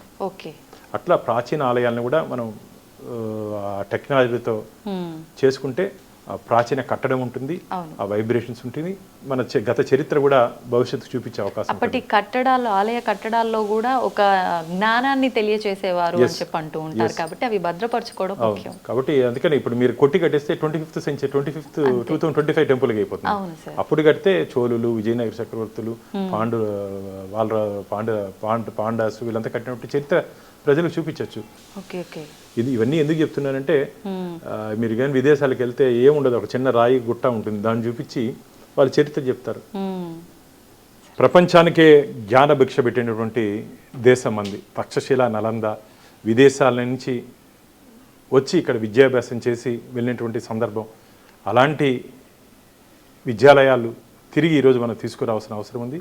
దురదృష్టం, ఈ బ్రిటిష్ వాళ్ళు మనం పరిపాలించినటువంటి సందర్భంలో మన ఉన్నటువంటి ఎడ్యుకేషన్ సిస్టమ్ని అన్నింటినీ మార్పు చేశారు. ఎందుకంటే వారు ఇక్కడ అడుగుపెట్టిన తర్వాత భారతదేశాన్ని కొల్లగొట్టాలన్నా, భారతదేశాన్ని బలహీనపరచాలన్నా ఏం చేయాలంటే వాళ్ళ పునాదుల్ని చెరిపేయాలని చెప్పి ఒక భావనకు వచ్చిన తర్వాత మన విద్యాలయ వ్యవస్థని, మన దేవాలయాలపైన వారు దృష్టి పెట్టింది. అందుకనే మన విద్యాలయ వ్యవస్థని నాశనం చేస్తూ మెకాల విద్యా విధానాన్ని ప్రవేశపెడుతూ మనకు ఉన్నటువంటి ఆ దేశభక్తిని కానీ ఆ కమిట్మెంట్ని కానీ తగ్గిస్తూ వచ్చారు. కాబట్టి మనం రాబో రోజుల్లో విద్యాలయాలపైన అలాగే దేవాలయాలపైన ప్రత్యేక దృష్టి పెట్టి మనం ముందుకు పోతే మంచిదని చెప్పి నా భావన. సార్, ఇప్పుడు భక్తులకు సంబంధించి, దర్శనానికి సంబంధించి సామాన్యుల్లో ప్రతి ఒక్కరిలో ఉన్న ఆలోచన ఏంటి అంటే భగవంతుడు అందరికీ అందుబాటులో ఉండాలి, కానీ డబ్బులు ఉన్న వాళ్ళకు మాత్రమే అందుబాటులో ఉంటున్నాడు. ఒకప్పుడు తిరుమల అనంటే వెళ్ళి డైరెక్ట్గా ఇబ్బంది అనిపించగానే స్వామి దగ్గరికి వెళ్ళిపోయే వాళ్ళం, దర్శించుకునే వాళ్ళం, మా బాధలు చెప్పుకునే వాళ్ళం. కానీ ఇప్పుడు అలాంటి అవకాశమే లేకుండా పోయింది. కొన్ని గంటల పాటు వెయిట్ చేయాల్సి వస్తుంది. అంటే భగవంతుడు మాలాంటి వారికి అందుబాటులో ఉండడా, ఉంచట్లేదా అనే ప్రశ్న ప్రతి ఒక్కరిలో ఉంది సార్. దాని గురించి గోవిందుడు కొందరివాడు కాదు, అందరివాడు. ఖచ్చితంగా గోవిందుడు అందరివాడు. నేను ఇదే స్వామీజీని అడిగా, ఒక పెద్ద స్వామీజీని, స్వామీజీ మాకైతే బాధగా ఉంది, మేమైతే దేవుని దగ్గర నుంచి చూసుకుంటున్నాం, స్వామివారిని గంటల తరబట్టి క్యూ లైన్లో నిలబడి బస్ స్టాండ్లో, రైల్వే స్టేషన్లో ఇంటి నుంచి బయలుదేరేపటి నుంచి ఆ స్వామివారిని రెప్పపాటు చూస్తే చాలని చెప్పి వస్తున్నట్టు గోవింద భక్తుల్ని దాదాపు 20 గంటలు దర్శనం అవుతుంది. కానీ వాళ్ళకి ఎక్కువసేపు దర్శనం కలిగించలేకపోతున్నాం. ఎందుకంటే మేము వీళ్ళందరినీ కులశేఖరపాడి వరకు పంపిస్తే ఇప్పుడు 20 గంటలు 30 గంటల దర్శనం 80 గంటలు అవుతుంది, 3-4 రోజులు అవుతుంది. అట్లీస్ట్ వాళ్ళకి స్వామివారిని చూసే తృప్తన్న జైవేజీ నుంచి కలుగుతుంది. ఇప్పుడు కొద్దిగా బాధగా ఉంచామంటే చెప్పాడు, పిచ్చోడా నువ్వు దగ్గర పోయినావని చెప్పి నేను ఏదో చూసి ఆశీర్వదిస్తాను, నువ్వు సంబరపడిపోకు, స్వామివారి చూపంతా వారి మీద ఉంటుంది, అరే నా కోసం కష్టపడి వచ్చారని చెప్పి స్వామివారి చల్లని చూపు వారి మీద ఉంటుంది. కాబట్టి నువ్వు ఇన్ని కష్టాలు ఓర్చి వచ్చినా సరే తిరిగి స్వామివారి దగ్గరకు వస్తున్నారంటే కోరిన కోరికలు తీర్చే కొంగు బంగారు వెంకటేశ్వర స్వామి. కాబట్టి వచ్చినట్టు భక్తులు కోరుకుంటే కోరికలన్నీ తీర్చేసి మళ్ళీ పిలుచుకుంటున్నాడు. వారు కష్టపడి వచ్చుంటే ఖచ్చితంగా మళ్ళీ వచ్చే అవకాశం లేదు. కానీ భక్తులు కష్టాలని, వారి ఇష్టాలని తెలుసుకున్నాం. రాబో రోజుల్లో నేను మొన్న చెప్పడం జరిగింది టీటీడీ అధికారులకి, టీటీడీ రాబో రోజుల్లో 1 లక్ష 1.5 లక్ష భక్తుల్ని ఒకే చోట, ఇప్పుడు మీరు కానీ గమనించినట్లయితే ఎయిర్పోర్ట్స్ ఉదయం నుంచి రాత్రి వరకు 1.5 లక్ష మంది ప్యాసింజర్స్ని హ్యాండిల్ చేసే ఎయిర్పోర్ట్స్ వచ్చేసాయి. ఇప్పుడు మనం ఎందుకు హ్యాండిల్ చేయలేం? టీటీడీ ఎయిర్పోర్ట్స్ హ్యాండిల్ చేసేటప్పుడు ఇది ప్రపంచంలో అది పెద్ద దేవస్థానం, మనం ఎందుకు హ్యాండిల్ చేయని చెప్పి ఆలోచనతో అధికారులతో మాట్లాడడం జరిగింది. మా నెక్స్ట్ ప్రాజెక్ట్ మన సీఎం గారు వచ్చినప్పుడు కూడా నేను వారి దృష్టికి తీసుకుని వెళ్ళా, అన్న ఎన్టీ రామారావు గారు వైకుంఠ క్యూ కాంప్లెక్స్ని కట్టారన్న, అది సరిపోవట్లేదు, ఒక 20-30 వేల మందికి ఉంది, మనకి ఇప్పుడు 80,000 మంది వస్తున్నారు, భవిష్యత్తులో ఇంకా ఒక 40-50 వేల మంది పెరిగే అవకాశం ఉంది. కాబట్టి 1 లక్ష మంది కెపాసిటీతో మనం ఒక పెళ్లిగిరి అమ్యూనిటీస్ కాంప్లెక్స్ మారిగా ఒకటి నిర్మిస్తే బాగుంటుందని చెప్పి వారికి చెప్పడం జరిగింది. అధికారులు కూడా చెప్పడం జరిగింది. సానుకూలంగా వారు స్పందించారు.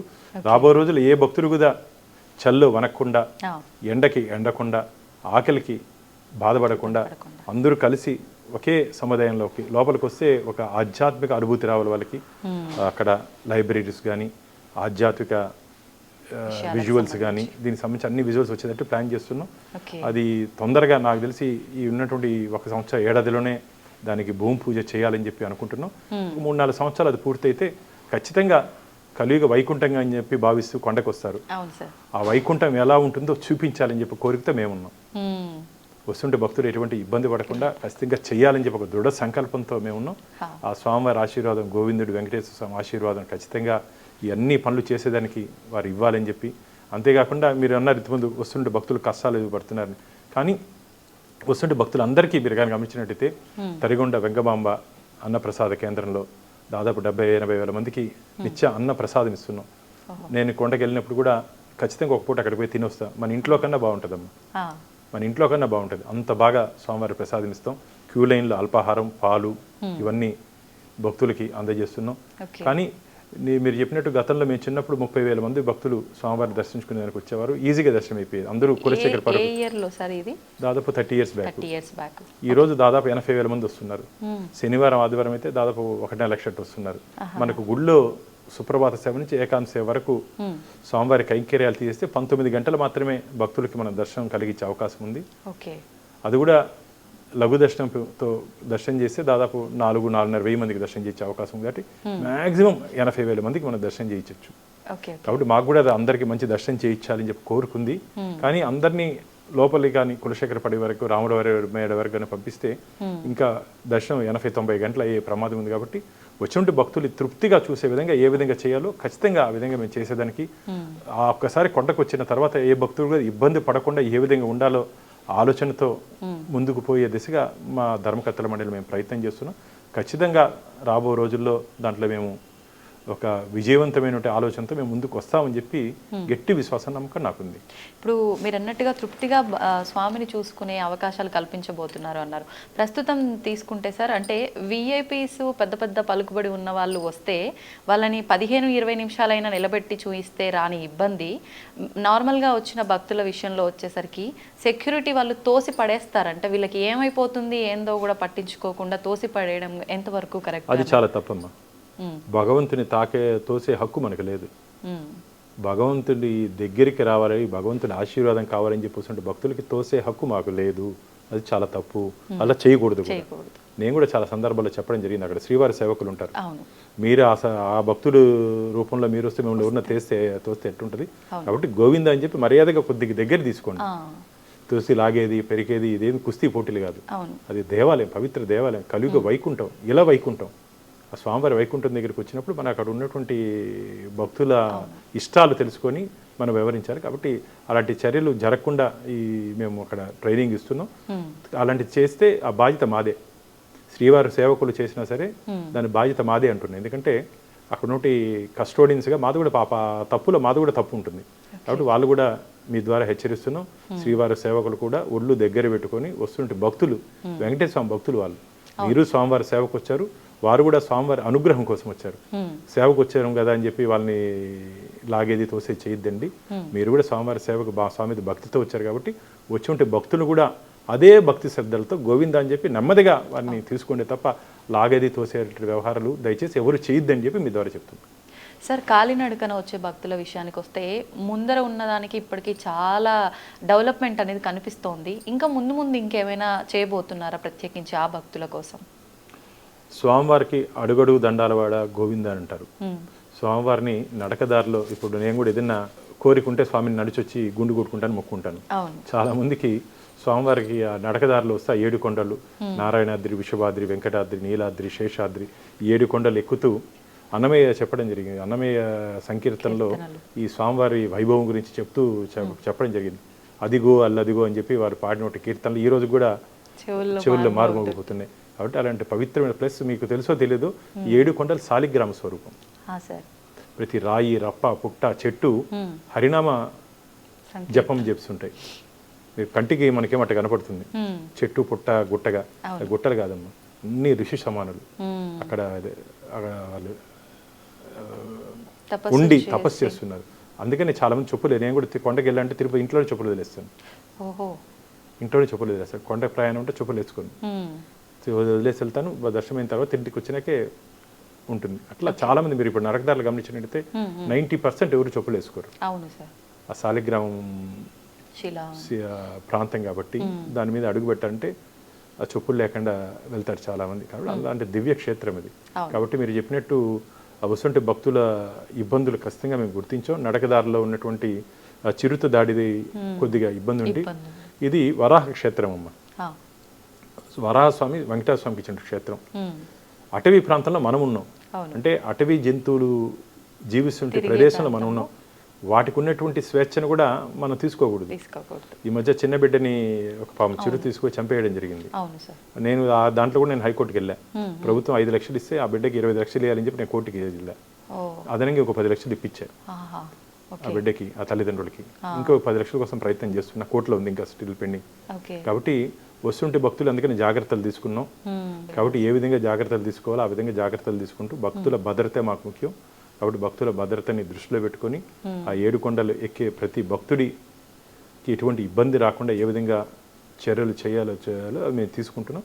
ఖచ్చితంగా ఇప్పుడైతే మేము ఎటువంటి ఇబ్బంది లేకుండా నడకదారిలో ఉన్నటువంటి సౌకర్యాలన్నీ కల్పిస్తున్నాం. టాయిలెట్స్ కానీ, హెల్త్ క్లినిక్స్ కానీ, ఎమర్జెన్సీ క్లినిక్స్ కానీ అన్నీ పెట్టాం. ఏ భక్తుడు ఇబ్బంది పడకుండా వెళ్ళే అవకాశం ఇప్పుడు కల్పిస్తున్నాం. ఓకే. ఇప్పుడు అంటే గోపురం పైనుంచి విమానం వెళ్ళటము ఇదంతా కూడా అంటే ఇష్యూ మనం వినున్నాం సార్. ఇదంతా అంటే భగవంతుడి ప్రాంగణంలో ఇదంతా జరగటం అనేది ఇతర మతస్థులు కావాలని చేసిన విశేషాలేమో ఇవన్నీ కూడా అని చెప్పి కొన్ని పుకార్లు అయితే పుట్టాయి సార్. దాని గురించి ఏం చెప్తారు? అంటే వైఖానస ఆగమ పద్ధతిలో మనకు నిత్య పూజా విధానాలు కైంకర్యాలు మనకు తిరుమల జరుగుతున్నాయి. మనకు వైఖానస ఆగమం ఏం చెప్తుందంటే విమాన ప్రాకారం పైన ఎటువంటి వస్తువు కూడా ప్రయాణం చేయకూడదు. విమానాలు కూడా వస్తువే కాబట్టి అది కూడా ఒక ఆబ్జెక్టే కాబట్టి అది కూడా ప్రయాణం చేయకూడదు. దాని మీద ఇప్పటికే తిరుమల తిరుపతి దేవస్థానాలు సివిల్ ఏవియేషన్ మంత్రికి ఒక లెటర్ కూడా ఇవ్వడం జరిగింది. ఆ నో ఫ్లై జోన్గా చేయాలని చెప్పి ఒక ప్రయత్నం చేస్తున్నాం. కానీ కొన్ని ఏదో టెక్నికల్ రీజన్స్ వల్ల అది పోస్ట్పోన్ అవుతా ఉంది. ఖచ్చితంగా ఎందుకంటే విశ్వాన్నే నడిపే వెంకటేశ్వరుడు మీద ఎవరు ప్రయాణం చేయకూడదని చెప్పి మేము కూడా దృఢ సంకల్పంతో ఉన్నాం. ఖచ్చితంగా పైన నుండి అధికారులతో మాట్లాడి అక్కడ నుండి విమాన ప్రాకారం మీద ఎటువంటి విమానాలు వెళ్లకుండా ప్రయత్నం ఖచ్చితంగా చేస్తాం. ఓకే. ఇప్పుడు సాధారణంగానే మీరు చెప్పినట్టు ఒకప్పటికి ఇప్పటికీ దాదాపు కొన్ని లక్షల మంది దర్శనానికి వస్తున్న ప్రదేశం ఏదైనా ఉంది అని అంటే అది టీటీడీనే, ఇంకా వేరే చెప్పక్కర్లేదు. అయితే విడి రోజుల్లోనే భక్తుల రద్దీ ఈ రకంగా ఉండి అంటే అక్కడ ఉండే సెక్యూరిటీ వాళ్ళు కూడా అదుపు చేయలేని స్థితిలో ఉంటుంది. ఇంకా స్పెషల్ రోజుల్లో అయితే ఇంకా బీభత్సంగా ఉంటుంది సార్, చెప్పక్కర్లేదు. అటువంటి సందర్భాల్లో ఎలాంటి జాగ్రత్తలు తీసుకుంటూ ఉంటారు విశేషంగా? అంటే చాలామంది పాపం వైకుంఠ ఏకాదశి, గరుడు సేవ ఇలాంటి సందర్భాల్లో స్వామివారిని వచ్చి చూడాలి, స్వామివారి కృపా కటాక్షం మా మీద ఉండాలని చెప్పి అనుకుంటారు. కానీ కలియుగ ప్రత్యక్ష దైవం వెంకటేశ్వర స్వామి. ఇక్కడ ఉండేది వెంకటేశ్వర స్వామి. 365 రోజులు వారి కృప దీవెనలు అభయహస్తంతో ఉంటాడు స్వామి. కాబట్టి ఏ రోజు వచ్చినా ఒకే ఫలితం దక్కుతుంది. ఆ రోజు వచ్చినంత మాత్రం అదనంగా ఫలితం వస్తుంది, డైరెక్ట్గా స్వర్గానికి పోతాం అట్టంతా ఏం లేదు. ఖచ్చితంగా ఈ క్షేత్రానికి ఏ రోజు స్వామిని వారిని చూసినా అదే ఆశీర్వాదం స్వామివారి నుంచి దక్కుతుంది అని ఒక తృప్తితో భక్తులు కానీ రాగలిగితే, ఎందుకంటే వైకుంఠ ఏకాదశి మా అందరికి మేము ఫోన్లు ఆఫ్ చేసుకోవాలి ఆ రోజు, అంత ఒత్తిడి ఉంటుంది. బ్రహ్మోత్సవాలు, గరుడు సేవ ఇవన్నీ తీవ్రమైన ఒత్తిడి ఉంటుంది. ఎందుకంటే మా కెపాసిటీ మనమంతా మానవులం, మనమేమి దేవుళ్ళు కాదు. మా దగ్గర మంత్ర దండం ఏముండదు, హోమ్ ఫట్ అంటే జరిగిపోయేదాన్ని. మన ప్రయత్నం మన మానవ ప్రయత్నం అందరం కలిసి ప్రయత్నం చేస్తేనే ఏదైనా విజయవంతం అవుతుంది, సాధ్యమవుతుంది. ఇప్పుడు మాకు 2 లక్షల కెపాసిటీ, 5 లక్షల మంది వస్తే ఎట్లా హ్యాండిల్ చేస్తాం చెప్పండి. మన దురదృష్టం లాస్ట్ వైకుంఠ ఏకాదశికి జరగడానికి సంఘటన జరిగింది. స్వామివారి దగ్గరికి వచ్చినప్పుడు ఆ వస్తున్న భక్తుల భద్రత తీసుకోవాల్సిన బాధ్యత మా మీద ఉంది. కానీ దాంట్లో నడుచుకోవాల్సిన బాధ్యత కూడా భక్తుల మీద ఉంది. మనకు టీటీడీ ఇచ్చినటువంటి గైడ్ లైన్స్ని ఎందుకోసం చెప్తాం, భక్తుల కోసం చెప్తాం. కానీ మీరు చెప్పినట్టు ఆ విఐపీ కల్చర్ని ఖచ్చితంగా తగ్గించాల్సిన అవసరం ఉంది. విఐపీకి రెడ్ కార్పెట్ వేసి చేయడం ఖచ్చితంగా తగ్గించాల్సిన అవసరం ఉంది. ఇప్పుడు ఆ మార్పుకి ఈ ప్రభుత్వం శ్రీకారం చుట్టింది. గతంలో ఉన్నటువంటి ప్రివిలేజ్ మా బోర్డుకి చాలా తగ్గించేశారు. ఇదేదో దర్శనాలు చేసుకునే బోర్డు కాదు, భక్తులకి కోసం పనిచేయాల్సిన బోర్డుగా మేము భావించి ముందుకు పోతున్నాం. కాబట్టి ప్రివిలేజ్ మాకే కాకుండా మిగతా వాళ్ళకి కూడా తగ్గితే, మొన్న ఒక కేంద్రం మధ్య పేరు చెప్పాను, కుటుంబ సభ్యులతో వస్తే దాదాపు ఓన్లీ 10 మందికి అనుమతిస్తాం, మిగతా వాళ్ళని అనుమతించమని చెప్పి గట్టిగా చెప్పామమ్మా. గతంలో అట్ట లేదు, 30-40 మంది వచ్చినా దర్శనం చేసుకుని పోయేవాళ్ళు. ఆయన ఒక 6-7 మంది ఎక్స్ట్రా వస్తే కూడా లేదు మీకు 10 మంది అనుమతిస్తామని చెప్తే 10 మందితో ఆయన దర్శనం చేసుకున్నాడు. ఒక కేంద్ర మంత్రి లేదు నాకు కావాల్సింది అంటే అట్లా ఎందుకు చెప్తానంటే స్వామివారి దగ్గరకు వచ్చినప్పుడు అక్కడ ఉంటే నియమ నిబంధనలు అందరూ పాటించాల్సిన అవసరం ఉంది. కాబట్టి ఇదేదో నాది దేవస్థానం కాదు, మన దేవస్థానం వెంకటేశ్వర మన మన మన వెంకటేశ్వర స్వామి. నేననే స్వార్థంతో వస్తే ఖచ్చితంగా ముట్టుకే పడుతుంది. స్వామివారి కోసం రండి, ఖచ్చితంగా అక్కడ ఉంటే నియమ నిబంధనలు అందరూ విఐపీస్తో పాటు భక్తులు కూడా అసలు ఆ పదమే తీసేయాలి, మా సాధారణ భక్తులు అనే పదమే తీసేయాలి. మాకు చాలా బాధ వేస్తుంది. గోవిందుడు అందుకని చెప్పింది, గోవిందుడు అందరి వాడు కొందరి వాడు కాకూడదని. భక్తులు అని చెప్తే బాగుంటుంది కానీ అందరి సాధారణ భక్తులు విఐపీ తేడా లేకుండా చేయాలని చెప్పి సంకల్పం ఉంది. కానీ వెంకటేశ్వర స్వామి దగ్గర కుదరట్లా మేము క్యాలిక్యులేట్ చేస్తే. ఎందుకంటే ఈరోజు మీరు కానీ గమనించినట్టయితే స్వామివారికి ఫిక్స్డ్ డిపాజిట్స్ 20,000 కోట్లు ఉన్నాయి. 20,000 crores ఫిక్స్డ్ డిపాజిట్స్ ఉన్నాయి. సో హుండీలు వేసే కానుకల్ని మేము బ్యాంక్లో ఫిక్స్డ్ డిపాజిట్ రూపంలో మారుస్తున్నాం. ఆ వచ్చే ఇంట్రెస్ట్ దాదాపు 6.5% అంటే ఏడాదికి 1,500 కోట్లు మాకు ఇంట్రెస్ట్ వస్తుంది. ఇంట్రెస్టే తలనీలాలు మనం అనుకుంటే తలనీలాలు ఆక్షనేషన్ ద్వారా 150 కోట్లు దాదాపు వస్తుంది మాకు ఏడాదికి. స్వామి కొంగు బంగారం ఏం పట్టుకున్నా బంగారమే స్వామి దగ్గర, అలంకార ప్రియుడు ఆయన. అసలు ఆయన ఒక్కొక్క రోజు చూస్తే ఒక్కొక్క విధంగా ఉంటాడు. నాకైతే మనిషిని చూసినట్టే ఉంటుంది. ఆలయంలోకి వెళ్ళి ఆయన చూస్తే ఎక్కడ కదులుతాడన్న ఫీల్ కూడా వస్తుంది ఒక్కొక్కసారి, అందం కానీ ఇది కానీ. ఆ భక్తులందరూ అదే అనుభూతిని పొందుతారు. చాలామంది లోపలికి ఆలయంలోకి వస్తే ఏడుస్తారు స్వామివారిని చూసి, కళ్ళలో నీళ్ళు వచ్చేస్తాయి. ఆ ఆనంద స్వరూపుని చూస్తే కళ్ళలో నీళ్ళు వచ్చేస్తాయి. అలాంటి దేవదేవుడు అక్కడ నుండి పవిత్రతని కాపాడుకుంటూ అక్కడ వచ్చినట్టు భక్తులు కూడా ఈ మధ్య మీ ద్వారా చెప్పాలనుకుంటున్నా, ఈ రీల్స్ కల్చర్ వచ్చేసింది. నిన్న మొన్న కూడా ఏదో ఒక యాంకరు రీల్ చేసి, దయచేసి ఇది ఒక ధార్మిక క్షేత్రం, దాన్ని మీరేదో టీఆర్పీ రేటింగో మీ రేటింగ్ కోసమో ఒక ధనార్జన క్షేత్రంగా మార్చొద్దండి. ధార్మిక క్షేత్రాన్ని ధార్మిక క్షేత్రంగా నిలబెట్టుకుంటూ మీకు ఏదైనా రీల్ గిల్లు చేసుకోండి, ఊటీ, కొడైకెనాల్, కోయంబత్తూరు పోయి చేసుకోండి. తిరుమల క్షేత్రంలో ఎవరు వచ్చి రీల్స్ చేయాల్సిన అవసరం లేదు. మాకు ఎస్వీబీసీ ఛానల్ ఉంది, అక్కడ నుండి వైభవాన్ని, స్వామివారి ఈ మహత్యాన్ని మేము ఎస్వీబీసీ ద్వారా మేము చూపించే ప్రయత్నం మేము చేస్తాం. కాబట్టి తిరుమలకు వస్తున్నటువంటి భక్తులు స్వామి మీద భక్తితో రండే కానీ ఇక్కడ వచ్చిన తర్వాత వెక్కిలి చేష్టలు చేస్తూ రీల్స్ చేస్తే మాత్రం ఇప్పటికే మేము వారి మీద కఠిన చర్యలు తీసుకుంటున్నాం. భవిష్యత్తులో మీ ద్వారా అందరికీ చెప్తున్నాను, ఇది ధార్మిక క్షేత్రాన్ని కాపాడుకోవాల్సిన నైతిక బాధ్యత మనందరి మీద ఉంది. ధర్మో రక్షిత రక్షిత అంటారు. అంటే వెంకటేశ్వర స్వామి దగ్గర ఈ ప్రాంతం మనం కానీ గమనించినట్టు ధర్మో రక్షిత రక్షితగా, ధర్మాన్ని మనం కాపాడితే ధర్మం మనల్ని కాపాడుతుంది. కాబట్టి అందరం స్వామివారి సేవకుడిగా రావాలి తప్ప ఇక్కడ ఏదో మీరు ఇంతకుముందు చెప్పినట్టు రెడ్ కార్పెట్ నేనేదో ఈ హోదా ఈరోజు పదవి ఉంటుంది, రేపు వెళ్ళిపోతుంది. కలియుగాంతం వరకు వెంకటేశ్వర స్వామి ఉంటాడు, అది గుర్తుపెట్టుకోవాలి. కలియుగాంతం వరకు మనం వెంకటేశ్వర స్వామి ఉంటాం, మనం ఈ రోజు ఉంటాం, రేపు వెళ్ళిపోతాం. ఆయన ఆడిస్తే ఆడే మనమే ఆయన ముందు ఆటలాడితే ఇంతకుముందు చెప్పినది ముట్టికే వేస్తాడు. ఆయన దగ్గర ఎవరన్నా తప్పు చేస్తే ఈ చేత్తో చేస్తే ఈ చేత్తో అనుభవిస్తారు. వెంకటేశ్వర స్వామి దగ్గర తప్పు చేసిన వాడు తప్పించుకునే అవకాశమే లేదు, రాసి పెట్టుకోండి. తప్పు చేసిన వాడు తప్పించుకునే అవకాశమే లేదు. వడ్డీ, మా స్వామికి ఇంక ముద్దు పేరుంది, వడ్డీ కాసులు వాడు అంటాడు. వడ్డీతో పాటు ఇస్తాడు. మిగతా స్వాములు ఏదైనా కొద్దిగా ఆడి వరకు సెటిల్ చేస్తారేమో కానీ వెంకటేశ్వర స్వామి వడ్డీతో పాటు వాడు వసూలు చేస్తాడు. ఆయన మహిమలు కానీ లీలలు కానీ ఎవరికి అర్థం కాదు, అర్థమయ్యేంత వరకు వాడు ఉండడు. అంటే మొక్కుల్లోనే కాదు స్వామి వడ్డీలు వసూలు చేసేది, చేసే పనుల్లో కూడా. అయ్యో, నేను చూస్తే ఆయన ముచ్చటగా ముద్దుగా కనపడతాడు. నేను చాలా సందర్భాలు చెప్పడం జరిగింది. వెంకటేశ్వర స్వామి ఉగ్ర నరసింహుడు కూడా అవుతాడు, ఒక్కొక్కసారి ఉగ్ర నరసింహుడు కూడా అవుతాడు. కాబట్టి జాగ్రత్తగా ఉండండి ఆయన దగ్గర. ఏదో అలంకార స్వరూపుడు, వజ్రాలు వైడూర్యాలతో కనపడుతున్నాడు కదా, మనం ఏం చేసినా చెల్లిపోతుందనే అహంకారం పోవద్దండి. ఉగ్ర నరసింహుడు కూడా అవుతాడు, కలియుగ ప్రత్యక్ష దైవం ఆయన. కాబట్టి ఆయనతో ఆటలాడద్దండి, ఆరాధన కోసమే రండి తప్ప ఆయనతో ఆటలాడద్దండి అని చెప్పి మీ ద్వారా చెప్తున్నాను.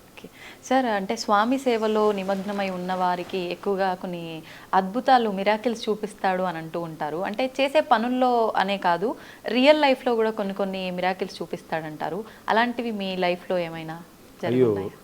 నేను నా లైఫ్లో నేను చెప్పాను ఏమో ఆ గోవులకి సేవ చేసిన నుంచి గోవిందుడు దగ్గర జరుగుతుంటే అన్యాయాల వరకు మాట్లాడుతున్నాను. కాబట్టి నాకు రెండోసారి స్వామివారి ధర్మకర్తల మండలి సభ్యుడిగానికి సేవ చేసే అవకాశం ఇచ్చాడు. మామూలుగా మా పార్టీలో ఒకసారి ఇచ్చేదే కష్టం.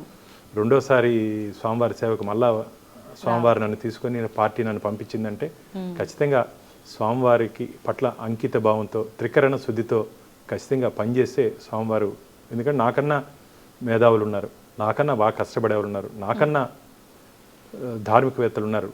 కానీ భగవంతుడు నాకు రెండోసారి అవకాశం ఇచ్చాడంటే ఏదో ఇంకా పని, నేను చేయాల్సిన పని ఉందని నేను భావిస్తున్నా. కాబట్టి ఆ ఏమేమి పని పెండింగ్ ఉందో ఖచ్చితంగా పూర్తి చేసి, స్వామివారి సేవలు పూర్తి చేసి ఈ ఏడాది కాలంలో ఇంకో శ్రీవారి వైద్య సేవ అని ఇంకొక ఇంతకుముందు మీరు చెప్పిన తర్వాత ఈ ఏజెన్సీ ప్రాంతాల్లో వైద్యానికి నోచుకోలేకుండా ఏజెన్సీ ప్రాంతాల్లో గిరిజన బిడ్డలు ఇబ్బంది పడుతున్నారు. నేను మన శ్రీశైలం పోయినప్పుడు నేను ఐడెంటిఫై చేశాను. ఆ ఏజెన్సీ ప్రాంతాల్లో కూడా శ్రీవారి వైద్య సేవ ద్వారా నెలకు ఒకసారి స్వామివారి కళ్యాణం నిర్వహించి సాయంత్రం పూట ఉదయం నుంచి సాయంత్రం వరకు వారికి దాని కూడా ఈ మెడికల్ టెస్టులు చేసి దాంట్లో ఏమేమైనా వాళ్ళకి ఇబ్బందులు ఉంటే, ఎంత పెద్ద ఆపరేషన్ అయినా సరే ఆంధ్రప్రదేశ్లో ఉన్నటువంటి ఈ మల్టీ హాస్పిటల్, పెద్ద హాస్పిటల్, మల్టీ స్పెషాలిటీ హాస్పిటల్స్ అందరినీ టీటీడీ అంబరెన్లా కిందకి తీసుకొని వచ్చి వారి ద్వారా శ్రీవారి వైద్య సేవలు వాళ్ళని ఇంక్లూడ్ చేసి, ఇప్పుడు మనం ఈరోజు టెస్ట్ చేసాము ఒక 500 మందికి, దాంట్లో ఒక 10 మందికి హార్ట్లో ఏదో కిడ్నీ ఏదైనా ప్రాబ్లం ఉంది, ఎమర్జెన్సీ ఆపరేషన్ చేయకపోతే చనిపోతారు, అలాంటి వారికి ఫ్రీగా ఆపరేషన్ చేయాలి. అంటే మారుమూల గ్రామాల్లో మెడికల్ క్యాంప్స్ చేయాలని చేసి, అది ఏదో క్యాంప్ మారిగా ఫోటో ఎగ్జిబిషన్ మారిగా కాకుండా లాస్ట్ వరకు ఆ ట్రీట్మెంట్ స్క్రీనింగ్లో వచ్చిన తర్వాత వారికి ఏమి ఇబ్బంది ఉందో దాన్ని ఐడెంటిఫై చేసి సర్జరీ చేయాలి. సర్జరీ అయిన తర్వాత కొందరికి మాత్రలతో తగ్గే ప్రాబ్లమ్స్ ఉంటాయి, దాన్ని పూర్తి కోర్సు ఏదో వచ్చి ఒకరోజు 2 కోర్సులు 2 రోజులు ఫోటోల కోసం కాకుండా పూర్తి స్థాయిలో వారికి ఉన్నటువంటి ఏముందో ఆరోగ్య ఇబ్బంది ఉందో అది మొత్తం బాగుపడేంత వరకు వారికి ట్రీట్మెంట్ ఇవ్వాలని చెప్పి ఈ పాయింట్ కూడా మర్చిపోయాను నేను. ఈ శ్రీవారి వైద్య సేవ కూడా తీసుకురావాలని నేను మాకు టైం సరిపోవట్లేదు, ఏడాది పూర్తిగా ఇప్పటికే, ఎందుకంటే ఏడాది పూర్తి అయిపోయింది, ఇంకా ఏడాది ఉంది మాకు. ఈ ఏడాదిలో ఇవన్నీ ప్రయారిటీస్లో పెట్టుకొని చేయాలని ఆలోచిస్తున్నా. ఖచ్చితంగా చేసే విధంగా వెంకటేశ్వర నాకు బలం ఇస్తాడని చెప్పి ఆశ ఉంది. నిజంగా ఎంత గొప్ప మనసు అనిపిస్తోంది సార్ మీతో మాట్లాడుతుంటే. అంటే ప్రతి ఒక్కరూ పదవి కాలం తగ్గిపోతుంది అని అంటే సంపాదించి పక్కకేసే సమయం పోతుందేమో అనుకుంటూ ఉంటారు సాధారణంగా. మీరేమో నేను చేయాల్సిన సేవలు ఎక్కడ మిగిలిపోతాయో అని ఆలోచిస్తున్నారు. నిజంగా ఒక మంచి హ్యూమన్ బీయింగ్ ఎలా ఉండాలో మీరు అలా కనిపిస్తున్నారు సార్ నిజంగా. అందుకే స్వామి మిమ్మల్ని ఎంచుకొని ఉంటాడు ఆయన సేవలకన్నిటికి కూడా. సార్, ఈ విషయాలన్నీ కాసేపు పక్కన పెడితే మీ కుటుంబం గురించి, వ్యక్తిగత విషయాల గురించి, అంటే మీది లవ్ మ్యారేజ్ అని విన్నాను, వాటి గురించి ఏమైనా కొన్ని విషయాలు. నేను నా శ్రీమతి కలిసి చదువుకున్నాం చిన్నప్పటి నుంచి, ఎయిత్ నుంచి మేము కేజెక్స్లో కలిసి చదువుకున్నాం. ఆ 8th క్లాస్లో చిన్న డ్రామా వేసాం, స్నో వైట్ అండ్ 7 డ్రాప్స్ అని. దాంట్లో నేను ప్రిన్సు, రేఖ నా వైఫ్ పేరు ప్రిన్సెస్. సరే, ఆ డ్రామాలో ప్రిన్సెస్. నిజ జీవితంలో కూడా అట్లాగే, అంటే రాజురాని కాదు. ఆ రోజు 8th క్లాస్లో ఏం జరిగిందో ఆ భగవంతుడు కూడా నాకు ఇచ్చాడు. నేను ఇష్టపడ్డాను రేఖని. అనేక ఒడిదుడుకులు, పెళ్లి చెప్పినప్పుడు కూడా గొడవలు, ఇంటర్ క్యాస్ట్ మ్యారేజ్ మాది. అప్పుడు వారి తల్లి ఇంట్లో కూడా ఒప్పుకోలేదు. ఎట్లా ఒకటే నిలదొక్కున్నాను. నేను మీ ద్వారా ఒకటే చెప్తున్నా, జీవితంలో ప్రేమించండి, కానీ నిలదొక్కున్నాక పెళ్లి చేసుకోండి. ఏదో సినిమాలు చూసి తొందరగా చేసుకుంటే నిలదొక్కునే చాలా కష్టం. మీరు కానీ గమనించినట్లయితే సినిమాలు 3 గంటలే ఉంటుంది, జీవితం 100 ఏళ్ళు ఉంటుంది. కాబట్టి జాగ్రత్తగా ఇష్టపడండి, కానీ ఇష్టపడిన తర్వాత కష్టపడి లైఫ్లో సెటిల్ అయ్యి చేసుకొని వాళ్ళ జీవితాంతా మనం పక్కన పెట్టుకొని పోవాలి. ఏదో చిన్న చిన్న ఇబ్బందులు వచ్చాయని చెప్పి మన చేయి నమ్మి వచ్చిన వాళ్ళని వదిలే ప్రసక్తి పెట్టుకోకూడదు. కాబట్టి ఖచ్చితంగా నా స్కూల్ మేటే నా లైఫ్ మేట్ అయింది. కాబట్టి బాగున్నా. నాకు 2 పిల్లలు. నా వైఫ్ డాక్టరు, 2 పిల్లలు. బాబు బిజినెస్లో ఉన్నాడు, పృథ్వీ. పాప వైష్ణవి డాక్టర్, మొన్ననే పూర్తి చేసింది. సంతోష, భగవంతుడి ఆశీర్వాదంతో స్వామివారి అనుగ్రహం పూర్తి స్థాయిలో నా కుటుంబం మీద ఉంది. సంతోషంగా ముందుకు పోతున్నాను. నేను చేసే ఈ పోరాటంలో పూర్తి మద్దతు నా కుటుంబ సభ్యులు ఇస్తున్నారు. వారికి మేము స్వామివారి మా అందరి మీద చల్లన చూపు ఉండాలని చెప్పి మీ ద్వారా నేను కోరుకుంటున్నాను. సార్, ఇప్పుడు మీరు చెప్పారు, అంటే చిన్న చిన్న ఇబ్బందులు వచ్చాయని చెప్పి పక్కన పెట్టొద్దు అని చెప్పి. మొదట్లో మీరు ఒక మాట చెప్పారు, యువత చిన్న చిన్న వాటికే ఎక్కువగా ఒత్తిడి తీసుకొని ఆత్మహత్యల వరకు కూడా వెళ్తున్నారు. అది లవ్ అవ్వచ్చు, లేదంటే ఏదైనా చిన్న సమస్య, కుటుంబ సమస్య అవ్వచ్చు. అసలు లవ్ అంటే మీ ఉద్దేశం ప్రకారంగా ఏంటి? ఇప్పుడున్న జనరేషన్ ప్రకారంగా లవ్ అనేది ఒక ఆకర్షణ మాత్రమే. అసలు ఆ నిజమైన లవ్ అంటే ఏంటి సార్? లవ్ అంటే అట్రాక్షన్ కాదు, కమిట్మెంట్. కమిట్మెంట్ ఏ రకమైన కమిట్మెంట్? అంటే జీవితాంతం మనం ఇష్టపడిన వ్యక్తితో వారికి ఇబ్బందులు లేకుండా, మనకి ఎన్ని కష్టాలు ఉన్నా వారికి ప్రయారిటీ ఇవ్వాలి. నువ్వు చిన్న చిన్న అంటే ఏదేదో అయిపోయింది ఒకరోజు లవ్ చేసుకొని, అదేంటంటారు వ్యాలంటైన్స్ డే అని చేసుకుంటారు సంవత్సరానికి ఒకసారి. ఒకరోజు ఉండేది కాదు, జీవితాంతం ప్రేమ అనేది ఉండాలి. మనల్ని నమ్మి వచ్చిన వాళ్ళని జీవితాంతం బాగా చూసుకోవాలి. ఖచ్చితంగా భగవంతుడి మధ్యనే మనస్పర్ధలు వచ్చాయి. మనమే మనుషులం, దేవుళ్ళ మధ్యనే మనస్పర్ధలు వచ్చి చిన్న చిన్న ఉన్నాయి, మన మధ్య కూడా వస్తాయి. అడ్జస్ట్మెంట్ అనేది ఉండాలి జీవితంలో. అడ్జస్ట్మెంట్ అనేది ఉండాలి. నేనే ఎందుకు అడ్జస్ట్ అవ్వాలి అని చెప్పి భావన రాకూడదు. అందరం కలిసి, కుటుంబం అంటే అందరం కలిసి ప్రయాణం చేయాల్సి ఉంటుంది. జీవితం భగవంతుడు ఇచ్చిన షార్ట్ లైఫ్ ఇది. రేపు ఉంటామో ఎల్లుండి ఎలా ఉంటుందో తెలియదు మనకు. అలాంటి సందర్భంలో భగవంతుడు ఇచ్చిన ఈ అందమైన జీవితాన్ని ఆనందంగా గడుపుదాం. జీవితంలో ఖచ్చితంగా సమస్యలు వస్తాయి. సమస్యల్ని అధిగమిస్తే ఖచ్చితంగా రేపు అనేది నా రోజు. నేను పాజిటివ్గా ఉంటానంటే రేపు నా రోజు. ఈరోజు నాకు ఎన్ని కష్టాలు వచ్చినా సరే రేపు సూర్యుడు ఉదయించే టైంకి నాకు అనుకూలంగా టైం వస్తుందని చెప్పి నేను భావిస్తాను. ఈరోజు ఎన్ని ప్రాబ్లమ్స్ అన్నీ రాని నాకు రేపటి రోజు ఎదురు చూస్తా. రేపు మంచి జరుగుతుంది, రేపు నా కోసం సూర్యుడు వస్తాడని ఒక స్ట్రాంగ్ ఒపీనియన్తో ముందుకు పోతాం. సూర్యుడు ఎంత ప్రకాశంగా ఉదయిస్తున్నాడో మనలో హోప్ కూడా అంతే. ఒక పాజిటివ్ మైండ్తో ఉండాలి. రే నాకెందుకు జరిగింది, నాకెందుకు ఇట్లా జరగాలి. చాలా మంది నాకెందుకు జరిగింది, నీకు కాదయ్యా. కొన్ని కోట్ల మందికి సేమ్ ప్రాబ్లం ఉంది, బయటపడరు అంతే. ఇప్పుడు అందరికీ, నాకు కూడా డే టు డే ఏదో ఒక ప్రాబ్లమ్స్ ఉంటుంది. నవ్వుతూ బ్రతకాలి. ఏదో సినిమాలో చూసాను, చిరునవ్వులతో బ్రతకాలి, చిరంజీవిగా బ్రతకాలి, ఆనందిస్తూ అందరి కోసం బ్రతకాలి. కాబట్టి ఆ కాన్సెప్ట్తో బ్రతుకుదాం. దేవుడిచ్చిన జీవితం ఇది. బాగా మనం ఆనందంగా ఉంటూ మన చుట్టూరు వాళ్ళని ఆనందపరుస్తూ ఖచ్చితంగా ఒక మంచి లైఫ్ని లీడ్ చేద్దాం. చిన్న చిన్న విషయాలకి భగవంతుడిచ్చిన అందమైన జీవితాన్ని దయచేసి పోగొట్టుకోవద్దండి. జీవితంలో చాలా సందర్భాల్లో లేట్ లైఫ్లో సెటిల్ అయిన వాళ్ళు ఉన్నారు. లేట్ లైఫ్లో 60-70 సంవత్సరాల్లో ప్రపంచాన్ని ఏలినటువంటి పారిశ్రామికవేత్తలను చూస్తున్నాం మనం. అవును సార్. కాబట్టి ఈ ఒక్కరోజు ఏముంది, రేపు నా రోజు సక్సెస్ అవుదాం, అయి చూపిద్దాం. మనము జంతువులు మారకు కాదు కదా, మనుషులు మనకు ఒక హోప్ ఉంది. ఆ హోప్ని ఎవరు దయచేసి పోగొట్టుకోవద్దండి. హోప్తో బ్రతకండి, ఆశయం ఆశతో ఖచ్చితంగా బ్రతికితే అద్భుతాలు జరుగుతాయి. అది మన లైఫ్లోనే జరుగుతాయి. ఆ ఆకాంక్షతో మనం ఖచ్చితంగా ముందుకు పోతే ఖచ్చితంగా భగవంతుడు కూడా మనకు తోడుకుంటాడు. కానీ ఒకటి చెప్తున్నా, చెడు మార్గంలో పోవద్దండి, చెడు మార్గంలో పోవద్దండి, సన్మార్గంలో పోదాం. ఈ చిన్న చిన్న అట్రాక్షన్స్కి, ఈ దాని ఏమంటారు, ఈజీ మనీకి అలవాటు పడితే రిస్క్, ఈజీ మనీకి అలవాటు పడితే ఈజీగా వచ్చే డబ్బు నిలబడదు. ఈజీ మనీకి అలవాటు పడద్దండి. తృప్తిగా మీరు చేసే ఉద్యోగంలో కానీ, కష్టంలో కానీ, కూలి అయినా నాలి అయినా సరే, మనకు వచ్చినట్టు భగవంతుని ఎంత ఇస్తామో అంతే, దాంతోనే తృప్తి పడదు. ఇక్కడికే నా లైఫ్, దాన్ని కోరికలను అదుపు చేసుకుంటే ఖచ్చితంగా లైఫ్ బాగుంటుంది. కోరికలు అదుపు చేసుకోకపోతే ఏదో సినిమా ఉంది, కోరికలే గుర్రాలు అయితే అనేది ఉంది, అట్లా జీవితం చెడిపోతుంది. కాబట్టి మనకున్నటువంటి కమిట్మెంట్స్తో ఒక మంచి ఆదర్శవంతమైన జీవితాన్ని నడుపుతూ ముందుకు పోతే ఖచ్చితంగా లైఫ్ చాలా బాగుంటుంది. నేటి యువత ఎవరు ఎమోషన్స్కి లోను కావద్దండి. ఖచ్చితంగా భగవంతుడు ఇచ్చినటువంటి అందమైన జీవితాన్ని మంచిగా తీసుకొని ముందుకు పోతాం. ఎందుకంటే మనతో నమ్ముకున్న చాలామంది ఉంటారు.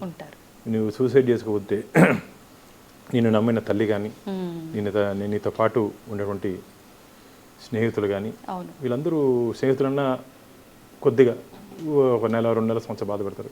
ఫ్యామిలీ అనేది చెడిపోతే జీవితాంతం నాకు కొన్ని కుటుంబాలు ఇంకా చూస్తాను, ఇంకా ఏడుస్తున్నారు. కోలుకోలేరు. మీరు ఎందుకు చెప్పండి? తల్లిదండ్రులను బాధపెట్టి, తోబుట్టున్న బాధపెట్టి సాధించేది ఏముండదు. ఆ ఒక్క క్షణం నిలదొక్కుంటే భవిష్యత్తు ఆకాశమే నీ హద్దు. ఎగిరే గాలిపటాన్ని ఆదర్శంగా తీసుకోండి, ఎగిసిపడే కెరటాన్ని ఆదర్శంగా తీసుకోండి. అంటే ఎదురు గాలికి ఎదిరే గాలిపటం ఆదర్శంగా తీసుకోండి. పడి లేచినటువంటి కెరటాన్ని ఆదర్శంగా తీసుకుంటే ఖచ్చితంగా మన జీవితం కూడా ఉన్నత కెరటాలకి, శిఖరాలకి ఎదిగే అవకాశం ఉంది. సూపర్ సార్, నిజంగా ఒక మంచి మోటివేషన్ మా వర్డ్స్ అని చెప్పొచ్చు సార్. మీరు చెప్పిన ప్రతి ఒక్కటి కూడా ఇలాంటి మాటలు ప్రస్తుత జనరేషన్లో ఉన్న వాళ్ళు, అలా ఇబ్బందులకు లోనవుతున్న వాళ్ళకి ఈ వీడియో కనుక మీ మాటల రూపంలో వెళ్ళగలిగితే ఒక ఆనిముత్యమే సార్ ప్రతి ఒక్క మాట కూడా. మంచి message sir. Thank you sir. Thank you very much. నమస్తే. And for more videos, please subscribe to iDream. Please subscribe to iDream. Please subscribe iDream. And please subscribe to iDream.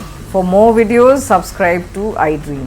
please like, share and subscribe to the channel. Congratulations, iDream. Subscribe to iDream. Subscribe to iDream. So subscribe to iDream Media. iDream team andarki huge congratulations. Please subscribe iDream Media. Please subscribe to iDream. Subscribe iDream. Please subscribe to iDream. iDream అంటే నా కళల ఛానల్ను subscribe చేసుకున్న నోరు తిరుగుతలేదు, మీరైతే గంట గుర్తు కొట్టండి. For more such videos, please subscribe to iDream. Subscribe to iDream. Please subscribe to iDream. Please subscribe iDream Media. Please do subscribe to iDream. Please subscribe to iDream Media. For best entertainment and information, please subscribe iDream. And don't forget to subscribe to iDream.